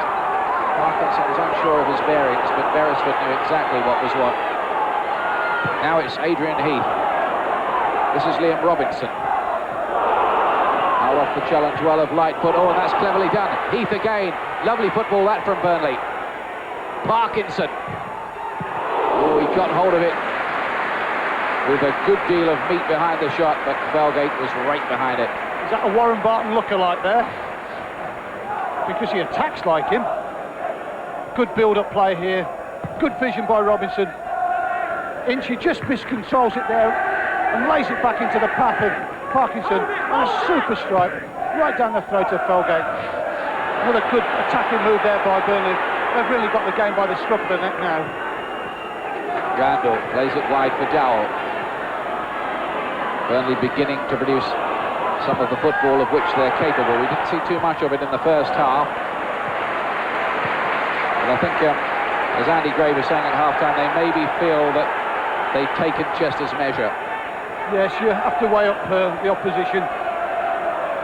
Make sure that you're tactically right and that you don't give anything away. And they've come out this second half, and there have been chances at both ends. And now we have a typical cup tie.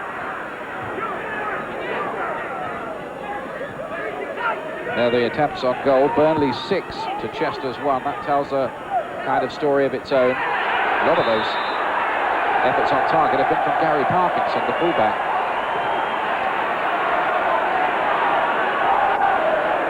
Here's the goal scorer. with plenty to say. Not been as prolific as a goal scorer this season as last. 27 last season, 4 now this. I think he was playing more in a wide left position than he was than he is this season. He's playing more of a centre role with Leon Robinson and coming in off the back post last year. Here is Robinson, his strike partner. Parkinson has got plenty of pace and is having an outstanding game here, keeping it in play.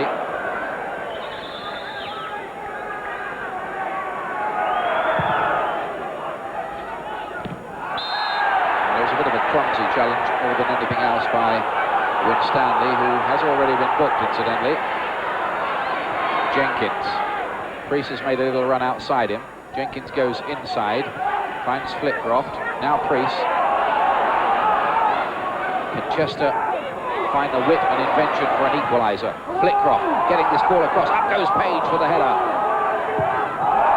Bishop trying to keep it in play. Chester may be preparing a substitution, possibly, we think. Cross here from the right-hand side. Flitcroft. Page is static. He's not got any running power there. Oh, Beresford came for it and didn't win it. And the referee's given a goal kick there. Beresford costly mistake in the last round when he dropped a corner at the near post against Shrewsbury and they equalised. So he'll have to make sure that he's coming for his crosses and that they remain firmly in his hands. They're going to get back into this game here, and they've got to make sure the midfield can get forward, Chester, and that is Bishop and Shelton making more runs and using the pace of Don Page through the middle. He's the only threat forward at the moment, and also Flitcroft, if he's coming from a deeper position, he's got to time his runs, and they've got to have a better service going in there. Well, they're going to have to gamble a little bit, you feel, Chester. Now, Adrian Heath looks as if he's coming off here, and we're going to see the huge John Gale, who will be well known to Mr. Bobby Gold, who's signed him more than once. You know he's around, don't you? Yes, he's a very, very tall gentleman. Brought him from Burton Albion to Wimbledon, and then he went off his rounds and very successful at Birmingham. And then I purchased him when I was at Coventry as an understudy to Mick Harford, and went up to Burnley early on in this season. And he's done very well of late, coming on as substitute and scoring goals for Burnley. Yes, he got the equaliser at Swindon a couple of weeks back in midweek, away from home. Interesting tactically now, they've moved Gary Parkinson from right back, where he's been outstanding this afternoon, to left back. Moved Alan Harper to right back, and they've actually brought John Gale on up front and brought Adrian Randall over onto the right-hand side, so it's all turned. It's interesting, isn't it, that Jimmy Mullen wanted to make a switch with his side doing so well and on top like that. Well, he knows his side better than anybody else, and of course of late John Gale has been coming on and scoring goals, so the manager understands his team, knows where they have been successful, and he'll exploit every venue possible. You certainly can't argue with him. He's been getting everything right of late, Jimmy Mullen. Former Sheffield Wednesday player, of course, back in the 70s. We'll have to make sure what them sweets are, Ian, won't we, before we go home tonight? We'll have to buy some.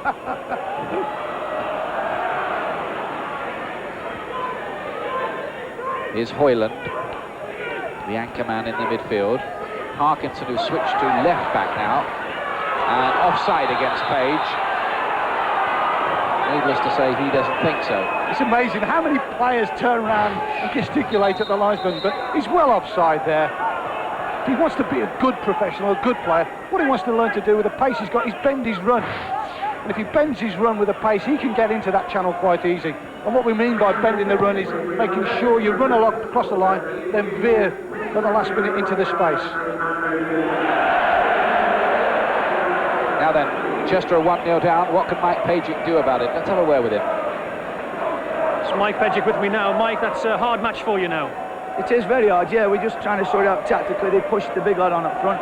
They pushed Heath on as well. They took the front man in as well. They pushed the centre midfield on a wider position, so we're trying to upset us tactically.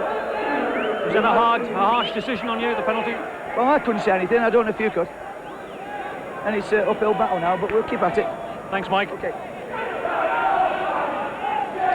Mike Pajic talking with George Gavin as Parkinson takes the free kick for Burnley, leading by David Ayres.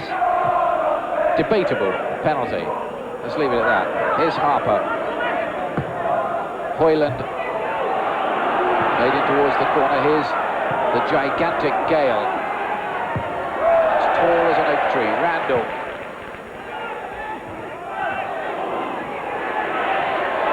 Hoyland. Chipped up again.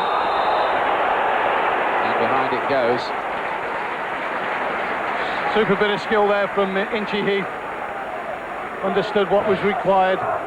Balls in around Jamie Hoyland, plays it, stops it, has a look up, lifts it over the back four, but the linesman there, that's a debatable decision for me.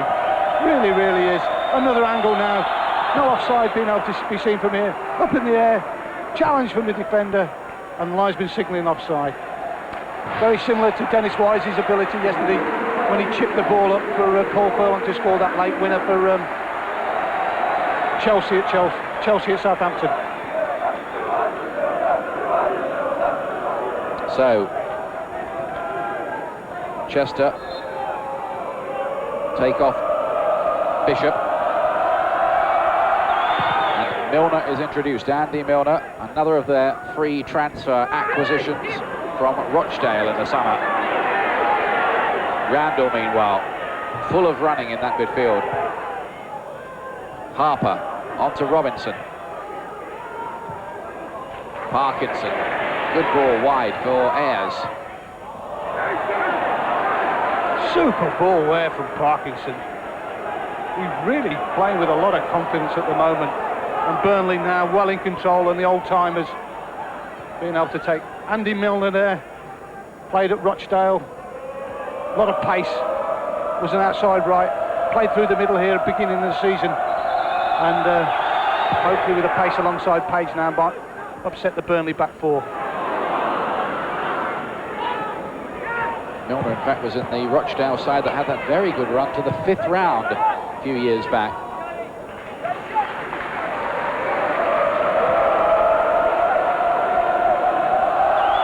Burnley at the moment looking comfortably in control, but there's still only the one goal to show for it. Parkinson.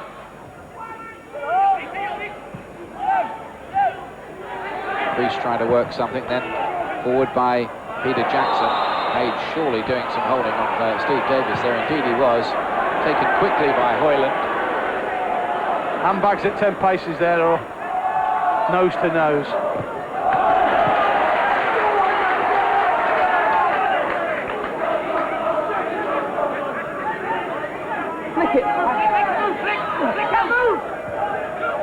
Hackett's back header.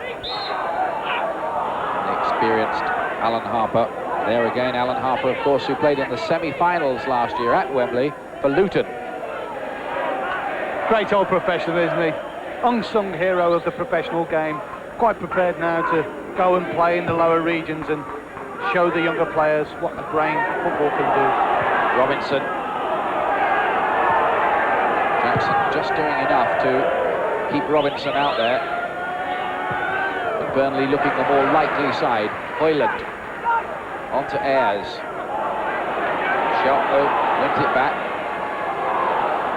Flitcroft, Milner the substitute. Too short for Hackett. Harper's got it. Gale and Randall. Randall with the run through.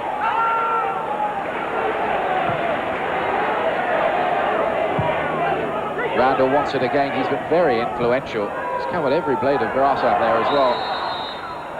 Looks a handy player, doesn't he? Yes, he's fulfilling all his potential now that he showed as a youngster.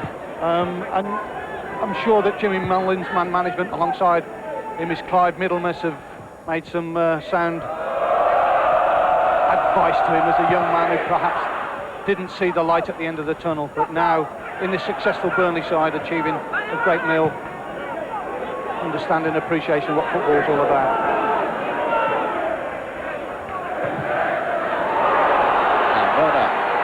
Chase this one. Can he unsettle the Burnley defence? Harper switch now back to right back, getting it away. That pace there of Milner, the second run. Instead of just having the one run of Page now, they've got the second run of Milner. And that was an interesting probe into the heart of the Burnley defence.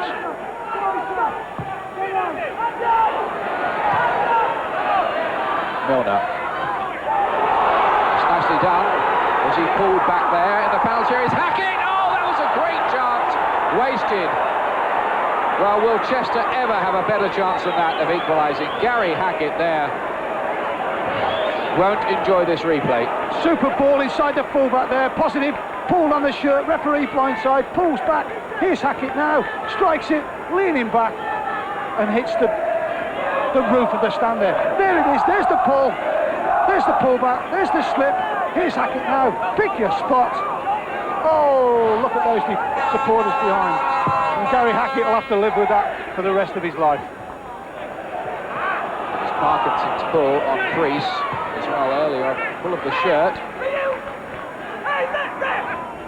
Only briefly, but a tug of the shirt it was, and in the box. Well, it looked more prominent than the other pull that we saw early on when a penalty was given.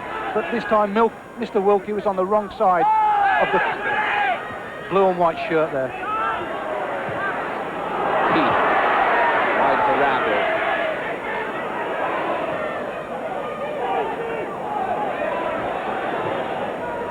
This is Ayres.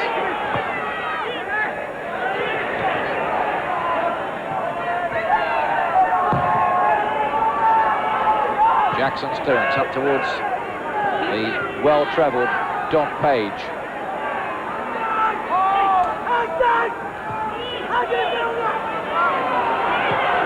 Jackson playing it back. Jackson, whose move here from Huddersfield has just been made permanent. Had been on loan before that, the big defender involved in that contentious incident with the penalty that gave Burnley the lead. Well, if they're going to do anything now, Chester, with its 22 minutes left, they've got to get more pace about the game. They've got to make sure they can get into that attacking third a lot quicker and put the back four of Burnley under a little bit more pressure. Winstanley getting it back. Those two centre-backs have been very, very sound, Winstanley and Davis for Burnley. Oh, saw that clash last week, didn't we, of Ferguson and Rideout, where the two players collided and hurt themselves, and we've seen a similar situation here today. Seeing Jenkins, who's gone down, he collided with his own player, Chris Lightfoot. And what happens then, Ian, is when you're caught off guard there, you don't anticipate anybody coming in, and your body's set in a different manner, and you always tend to come off the worst, as Paul Rideout did last week when he collided with big Duncan Ferguson. Here's the ball, dropping, and there he is, clatters him, and it's his right ankle or right knee that feels the leather boot or the 6 studs of his own teammate there. Both players have their eye on the ball. And that's when troubles are created. Happily, it looks like Jenkins is preparing to continue, which is good news for Chester. The Burnley fans, though, at the moment are the ones who are feeling happier. 2,500 have made the trip. We've got some very fanatical fans. There's one bloke called John Stevens, and he's got a horse which he runs in Burnley's colours called Stevenson's Rocket. And I think it's won 3 times as well. Yes, I've seen that in the winners' enclosure this year. Where's the famous claret and blue? They're in yellow today. They're one up as well, as Heath brings that away. Alsford can't really make the interception. Here's Randall! And good save, low, from David Falgate. Yes, he's been impressive, that young man there. And the keeper's made a good save down to his left-hand side as well. He's enjoying it. Reverse pass there. Right foot control. Goes inside, strikes the left foot shot. And well on his 6-yard box. Great ball there by Inchy Heath to reverse the play. With control inside, keeper saves well. Offside against Heath. Earlier on I was thinking that Adrian Heath was going to go off to be substituted. He made the walk over towards the bench, came back on. It was Dowell that did go off, as you'll have gathered. Perhaps he was just getting some more oxygen at his age, Ian. He's 33 now, still going strong. Good to see as well.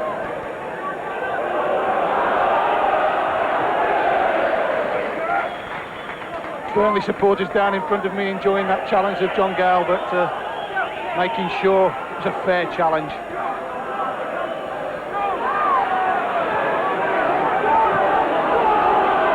Alsford, the up and under, it was aimed towards Milner, but Winstanley was there. Now here's Robinson to Randall. Robinson again.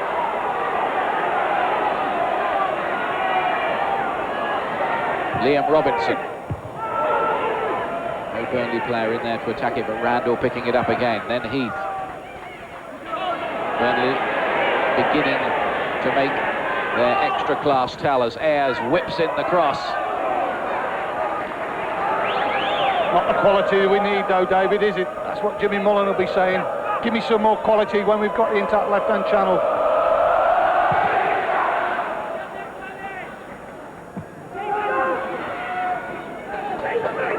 Chester just falling away at the moment, Ian, aren't they? They can't get hold of this game, and Burnley, with all the experience in their ranks, the change of system just shocked Chester a little bit, and they've got to make sure they make anything positive happen in the last third now.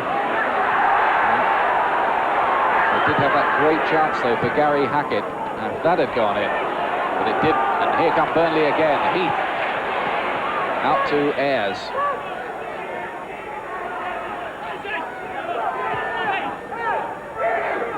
Parkinson, lovely run from Adrian Heath. Good ball to find him too from Parkinson, who has looked a good player this afternoon.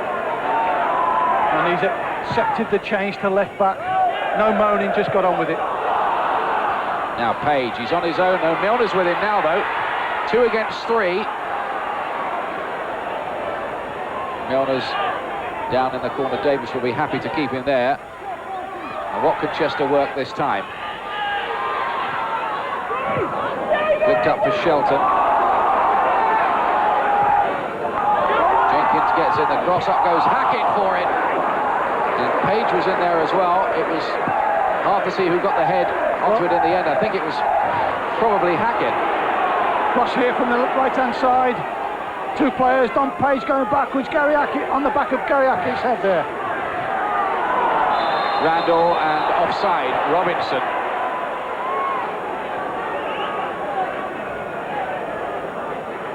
Well, Chester there used the pace, getting in on the right-hand side. Here we've got Liam Robinson, having made the run but being caught offside. He's worked hard all afternoon, but without any joy in the 6-yard box so far. Way on target from Priest. Now, Jimmy Mullen, the Burnley manager, you would think would be fairly happy. Let's find out. George is speaking to him. Yeah. Give it early! Jimmy, the Burnley manager, Jimmy Mullen. A tense finish to this game in prospect. Yeah, very much so. If we keep giving the ball away as what we are doing, then we're going to cause ourselves a lot of problems. When we've passed it early and we've gone forward early, then we've caused them a lot of problems.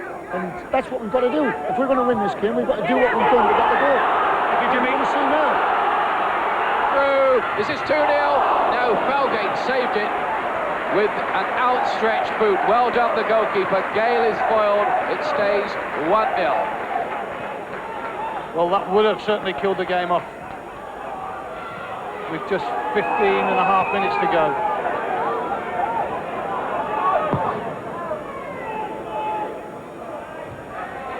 I think we were going to have a first on Sky Sports, then a manager commentating on his own team's goal.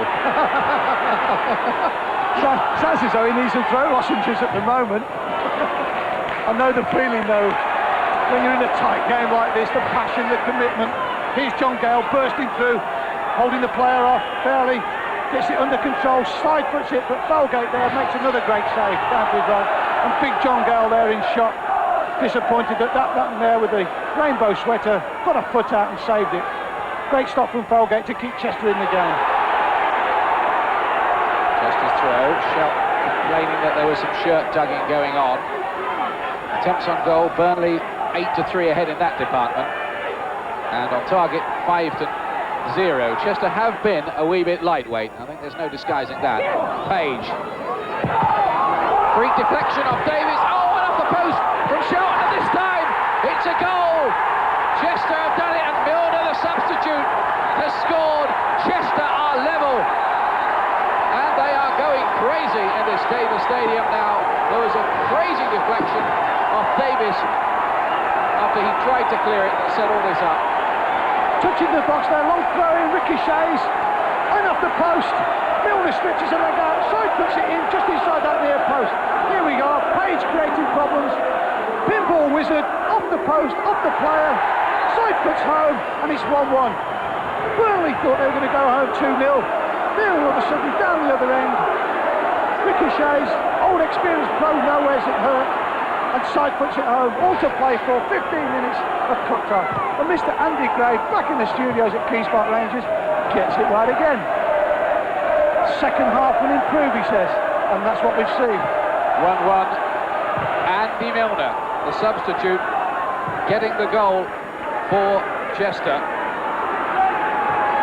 Andy Milner with his third goal of the season. What a marvellous moment for him after Shelton had hit the post. There's Shelton back defending now. Hoyland. Could be more problems here. O'Hale was attacking that. It's a vital little touch on it from Jenkins.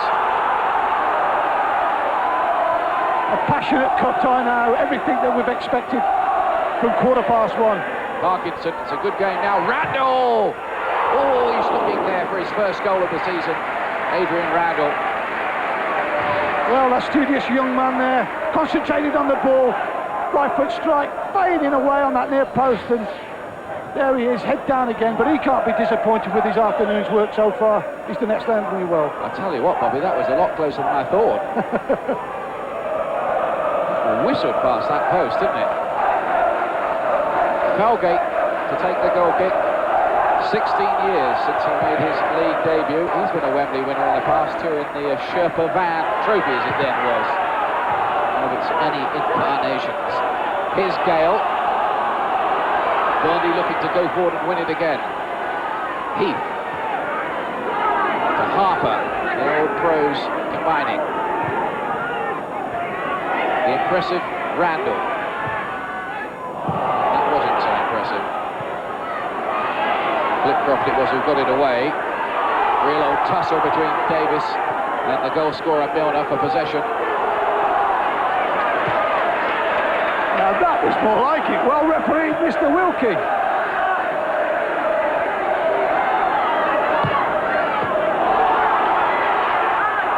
Now Gary Hackett.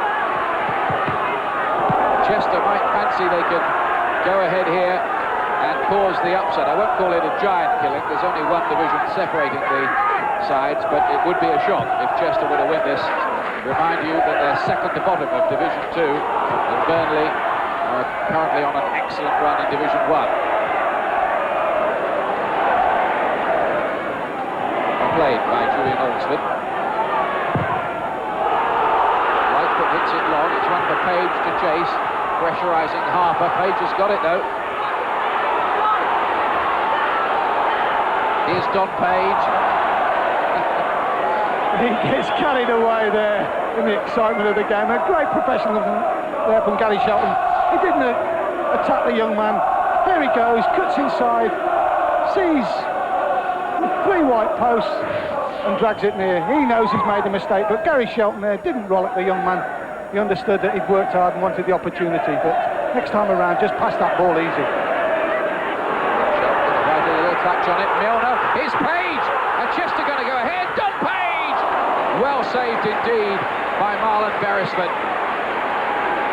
That was a real fright for Burnley. Chester now really beginning to fancy their chances. There he does, he bends that run. Well done, young Don Page, or is it old Don Page? Going through, didn't have a touch, the keeper's advance and makes a great save down to his left-hand side. So both keepers now earning their corn. Pulsating last 15 minutes here. Really good game now. Davis into Randall again. Randall. Oh, and what a save again from Felgate. Well, the chances now are coming thick and fast, and Randall has been unlucky not to get on the score sheet. Lovely little step over there, goes inside 2 blue shirts, hits another left footer, and the keeper's advance to get a fingertip save. Well done to the keepers. They're both trying to keep their sides in the game. Dead ball situation here. Can Burnley take advantage? Here's the corner, let's see. Belgate does it again. He won a Welsh Cup once, you know. Yes, as a substitute. 10 years ago it was. Sub for Neville Southall. Kept a clean sheet. They beat Romania 5-0. Well, he's earned his corner this second half. Davis. Liam Robinson getting it in. Heath got a little touch on it. Hoyland's there as well. A few tired legs now, and the brains have got to take over. There's got to be a driving force in somebody. Who can inspire who? Inside the last 9 minutes as Shelton comes forward for Chester, who put up a performance of some bravery here and some character too. Little tangle there, but the referee's let it play. Football's flowing. Robinson. Still Liam Robinson.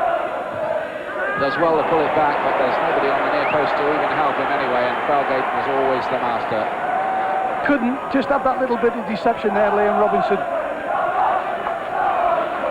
There's that multicoloured swap shot. How many years ago did they invent that shit? He's got nothing on Campos, that Mexican goalie, has he? I mean, lovely to see, though. Bit of colour to the game. That's somber compared to Campos.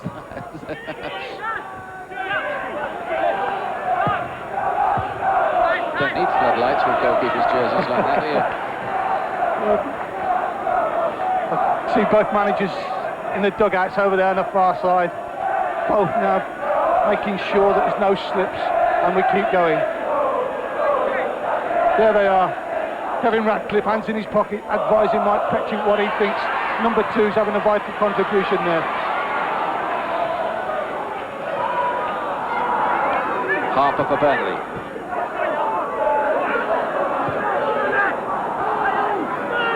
Robinson. Davis, the skipper.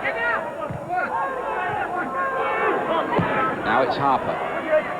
Randall will have to work to keep that in touch. He's got bags of energy to spare, quite obviously, as Adrian Randall, but not even he could keep that in. 7 minutes to go now, Ian. No player wants to make a mistake at this critical time. They're throwing deep in Chester's last third. They don't want to make any mistakes, so they're going to make sure they get it down the line as far as possible and clear their defending third. If it is going to go to a replay, that will be on Tuesday week at Turf Moor. But there are 1 or 2 episodes you feel left in this yet. Who's going to be the bravest? Who's the one that's going to take the chances? Bit of skill. Robinson. Heath had got into some space, so too is Ayres here. Flag is up against Ayres. Offside. Well, they're still prepared to play their football in that attacking third. Here we go. Flat back 4 there, steps up. Linesman signals on the far side, and there's just about a yard offside there. But once again, falling to his wrong foot, his right foot. But it still shows that Burnley prepared to play their passing football and making sure that the Chester back 4 don't ball watch there. And opportunity falling to him, but he was offside. Goal ratio attempts really going up in the second half here now, 8-5. Much better second half here.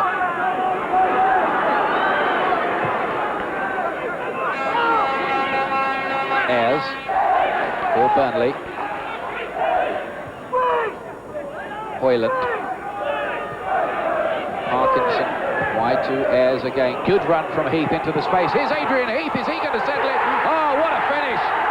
The old FA Cup master with a smashing finish, and Burnley are 2-1 up. That really was a lovely, classy, quality piece of work by Adrian Heath. Just watch. No substitute for experience. Great control. Knows where the top corner is, and even the great Felgate can't get there. Super control, great ball in, and a wonderful, wonderful finish. Does he want to see those twin Wembley Towers again? Centre forward. What a dream delight. What a great, magnificent finish there from inchy inch. A decade on from his FA Cup winners' medal, Adrian Heath has lit up this occasion, not for the Chester fans, certainly for the Burnley fans who are sitting in front of us. And Jimmy Mullen, he's not showing it, but he must have been delighted there by the quality which was oozing from Adrian Heath with that effort. Brilliant.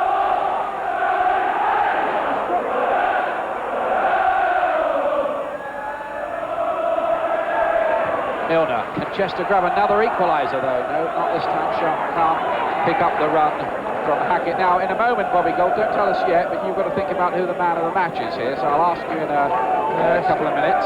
Difficult choice, it really, really is. There's been some good performances, good sound professional performances in a difficult first half, and I'm sure that the viewers at home there will be racking their brains to make sure that they get the same selection with me.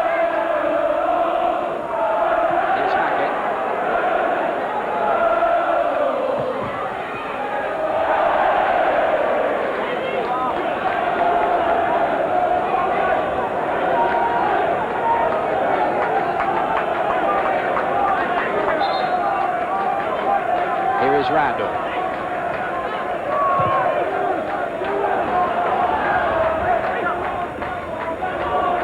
This is Robinson. Burnley lead by 2 goals to 1. Really has been an excellent second half.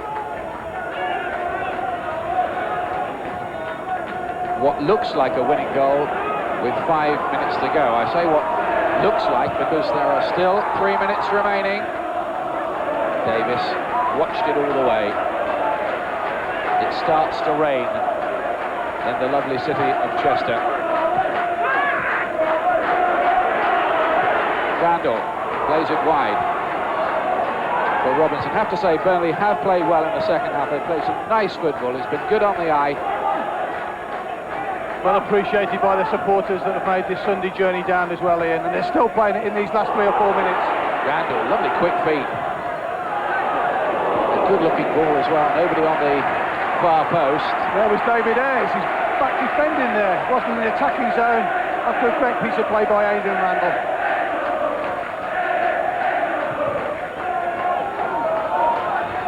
Winstanley and Parkinson will be certainly among the contenders for that Man of the Match award, which Bobby Gold will reveal in a moment. But let's watch on for a moment, because here comes Heath again.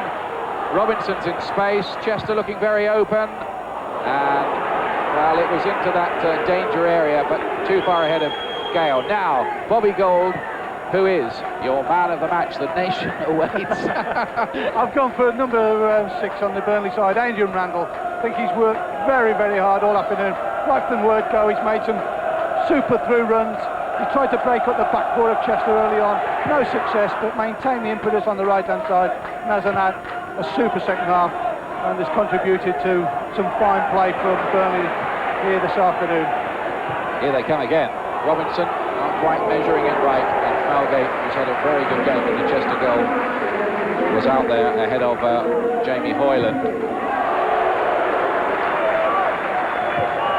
Yeah, I agree with your choice, I must say, Bobby. Adrian Randall, here he is again. He's really played excellently in this second half. A player who's paid his dues as well. I think he got 3 games in 3 years in his time at Bournemouth. And as you said, it hasn't happened to him overnight.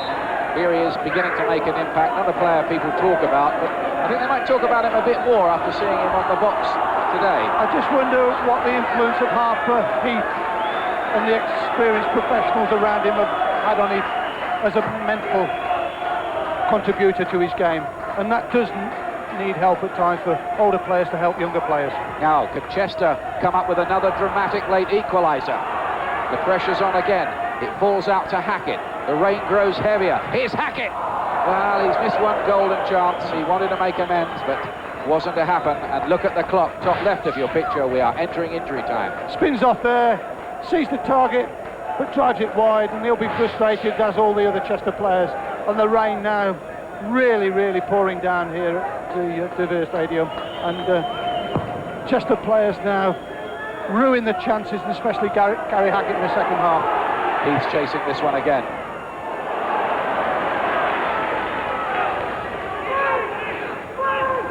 Back out to Ayres, who's lying a lot deeper now. They'll just keep it now. Pass to a yellow shirt. Don't do anything complicated. Don't lose it. Just keep it simple. They look at the moment too, don't they, like a side or on a roll. Oh, They're confident, aren't they? Davis, Randall again. Are they going to cap it all with a third goal? Randall plays it in there. Away by Jackson. And then by Flitcroft. The referee takes a little glance at his watch. We are well into injury time now, a minute of it. Not only passing the ball, they know what they're trying to achieve as well. And here's another opportunity. It's Gale.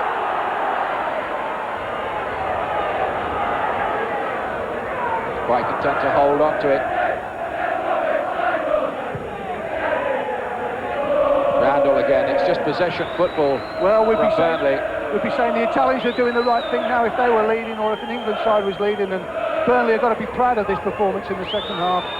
And they're just running down the time now, as in American football. Keep possession. And it's good to see this famous old club on the way back, as they have been in recent seasons, and playing as they have done in the second half here.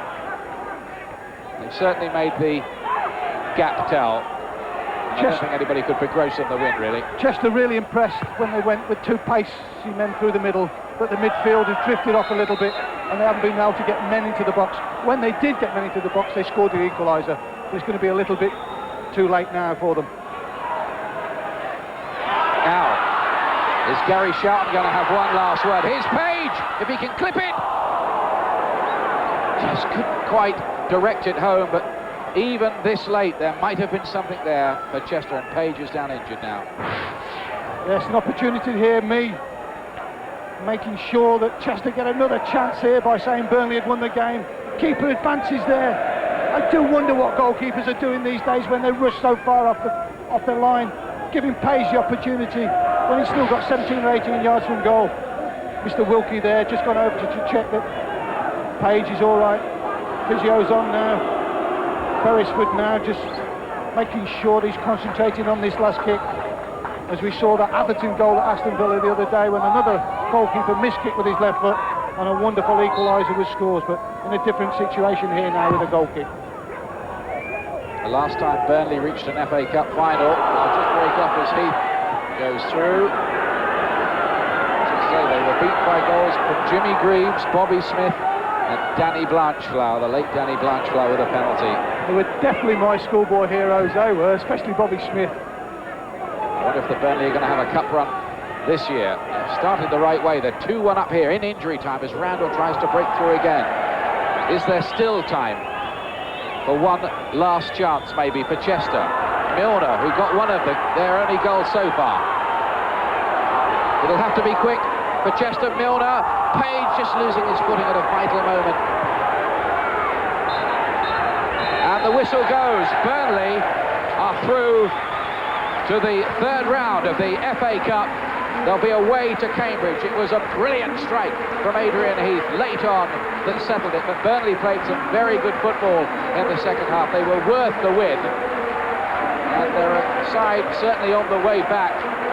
David Ayres with a penalty opened the scoring. It was a debatable one. I'm sure we'll speak a bit more about that as we look back on the action. The substitute, Andy Milner, came up with an equaliser for Chester, who battled and battled and battled and played with great credit for a side with a lot of free transfer men in who had to reshape. They're down near the bottom of Division 2. If they can play with that kind of fight, they may climb a little bit more, Mike Page's side. But the Burnley fans are the ones who are celebrating there at the English end of this quaint little Diva Stadium.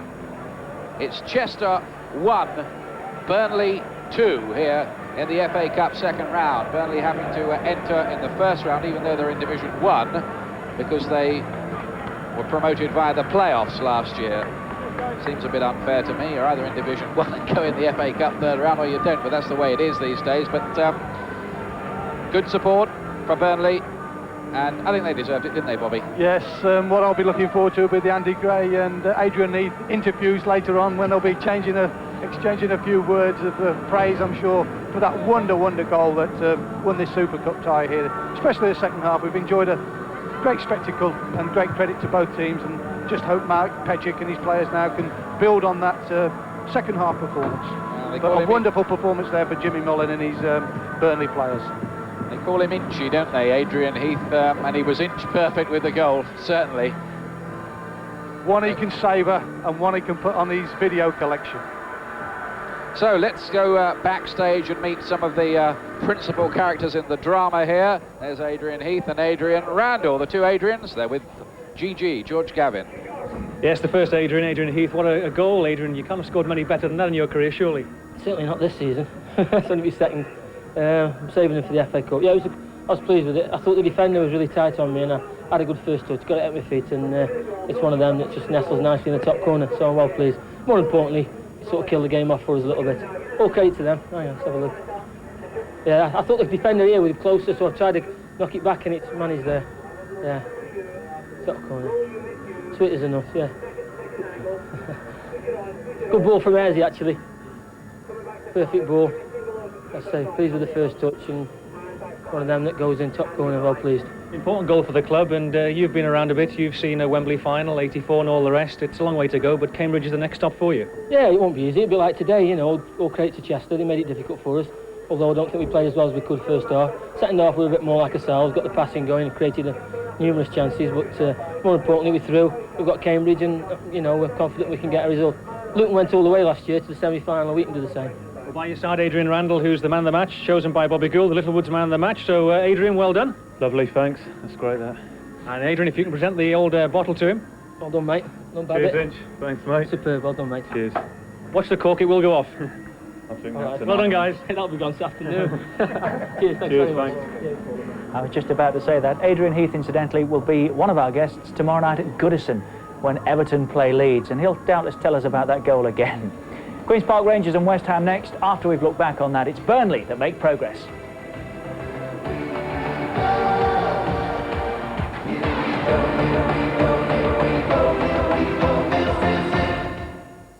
Is Chris Eubank living on luck? I don't think he's won the fight.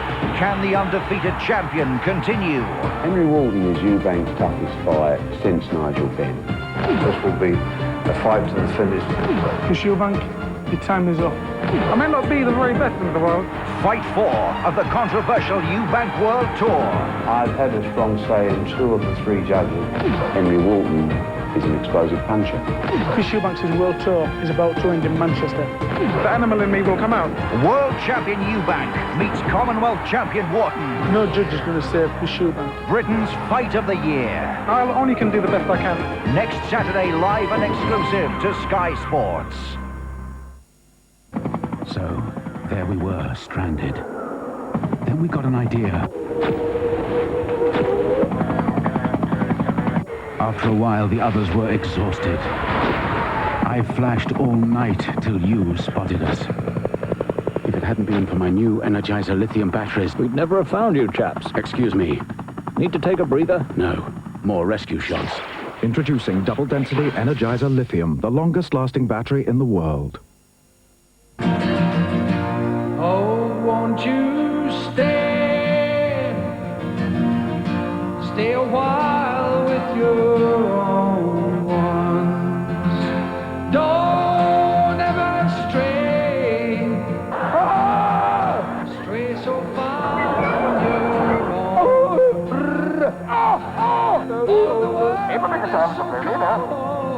own. For Christmas, Woolworths is right up your street.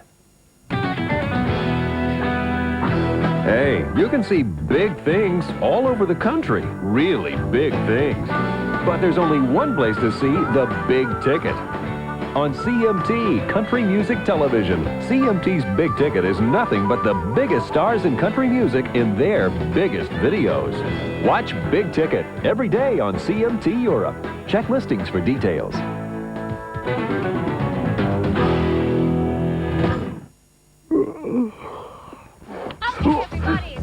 Changing your lifestyle and getting healthy. Here we go. Healthy?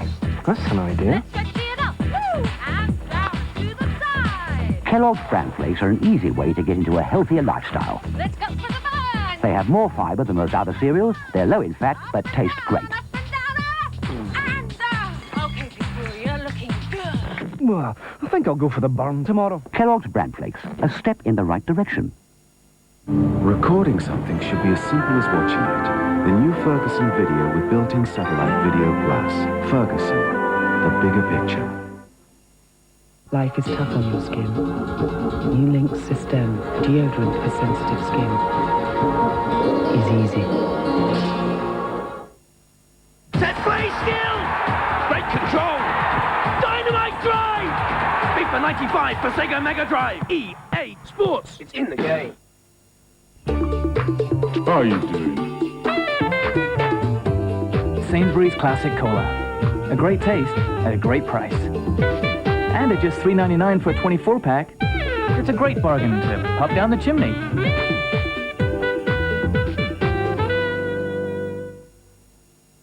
And this watch, my lord, is very similar to the Seconda, but is nearly £1,000 more.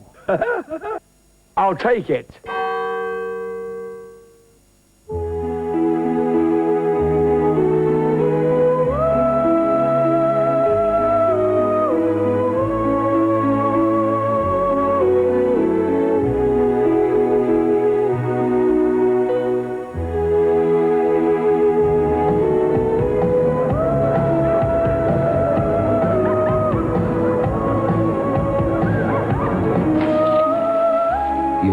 Experience the rough to appreciate the smooth. Guinness Draft Bitter. The smoother, the bitter. At Burger King, we've invented a brand new Whopper with bacon and cheese. That makes my boys happy. And when they're happy, they sing. I don't want to set the world on fire. I just want to start. A great tasting flame grilled Whopper with bacon and cheese only at Burger King. You got it?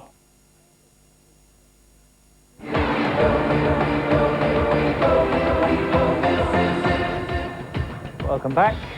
Burnley have beaten Chester City 2-1 at the Diva Stadium. 11 attempts at goal, 7 on target. Chester 9 more than they had in the first half, 2 on target. 11 corners in total, 6 to Burnley. 5 players booked, 4 in the first half. 52% of the possession to Burnley. Action areas, well, it was that close in the first half, 48% in the middle third, 25 and 27 respectively for Burnley and Chester. Changed a bit in the second though, didn't it? Andy's in, hate to admit it, but he was spot on, wasn't he? What a terrific second half. I got lucky. It was not. I honestly, there were signs there, Richard, that it was going to liven up. To be fair, I honestly didn't expect the second half we got. It was a fabulous second half, full of incident, full of controversy with the penalty incident. Well, we'll have a look at the penalty that was given in a moment. There was one a little earlier that wasn't. Now, do you think this perhaps had a bearing on the referee's decision? And was this, first of all? I'd hate to say yes. I thought this was a penalty. I think the covering defender makes absolutely no attempt to play the ball. He takes, I think it was Adrian Heath, in fact, that made the run through, and he just took him completely out of it. We could see from the replay from behind the goal, actually, that the defender made no contact with the ball. Now, whether that did influence the referee's decision later on, when he did give a penalty, I'd hate to think it did. Did you see anything in the box when he did? He plainly did. He's yes, I did. The fellow that matters. I mean, funny enough, you and I were sitting here watching it, and I thought something has gone on. But you don't often get penalties given when there are lots of bodies and there are lots of arms flying about in the area. And if there is an incident and if there is an offence, the referee usually sides with the defending side. But the thing to watch here, it's not the first player that goes down. Now the ball's played down. Now the 9 there. Now it's not that. It's not that. Just after that, and we might see it this time, because the referee, and I watched this clearly, didn't blow the whistle. Now a lot of people think it might be for that, the 9 going down, but it's not. We can't see it. You think he's about to block him there? Yeah, there's something else. There's another player to that defender's right goes down after that, and that was when the referee blew his whistle, and that was what the offence was for. And it was David Ayres who opened the scoring from the penalty spot to make it 1-0 to Burnley. Yeah, pressure. Put these down and hit them, don't you? Well, I would, yeah. Put it down, hit it, and then straight down the middle. John Gale then had a great chance to make it 2-0, but didn't. Had he done so, was the game dead at that point? Yes, undoubtedly. John Gale will probably feel he should have scored. That seemed to just lift Chester a fraction. And they kept working hard. I didn't think they were a threat. I mean, Jimmy Mullen was saying during the game there that if we don't give the ball away, we'll win quite comfortably, and I think he was right. They gave the ball away too often, and Chester were given an opportunity. I mean, Gary Hackett blazed one over earlier, but they got a little bit of luck there. Gary Shelton hits the post, it drops down, and Andy Milner, cool as you like, the 2 players on the line, but He finds a nice little spot in the near post, just to side foot it in. See, they get lucky there. Off it comes. Good touch. I mean, he could easily have panicked there. So it was a good head. What about the winner? Well, we'll hear about it tomorrow night, isn't Again, it? But I'll accept that Again. because this was a goal of the highest quality. Clive is with us now, and we were sitting here and we were just drooling over this. I mean, this is something that Clive Allen could do. I could only dream of doing. And when I see things like that, you understand there why Adrian Heath has played a lot of his career, most of his career at the very highest level. First of all, his touch, that's not easy. He said he thought the defender was nearer, so that was a deliberate touch to take it away from the defender. But it's from there that he makes something that's so difficult look so easy. It was an absolute magnificent goal. It was fit to win any match. Adrian Heath, remember, with us tomorrow night at Goodison Park when Everton play Leeds. Coming up shortly, it's Queen's Park Rangers against West Ham United, but one or two other scores before we go on. From the second round of the FA Cup, Bashley 0, Swansea City 1, Steve Torpey with the goal there. Carlisle United 2, Darlington 0. Paul Conway and David Curry for Carlisle, and Marlow Woking is a late kick-off. We'll stay across that one. And we'll also be hoping to have a look at the pictures. Goals, we hope, from Marlow a little later. Loftus Road is our venue next. Queen's Park Rangers going against West Ham United. Both clubs at the wrong end of the Carling Championship, and they need points. But we'll leave you with the winning goal from the Diva Stadium. Hoyland. Parkinson. Wide to Ayres again. Good run from Heath into the space. Here's Adrian Heath. Is he going to settle it? Oh, what a finish! The old FA Cup master with a smashing finish at Burnley at 2-1 up. Sky Sports with Ford Escort takes you to the heart of the action.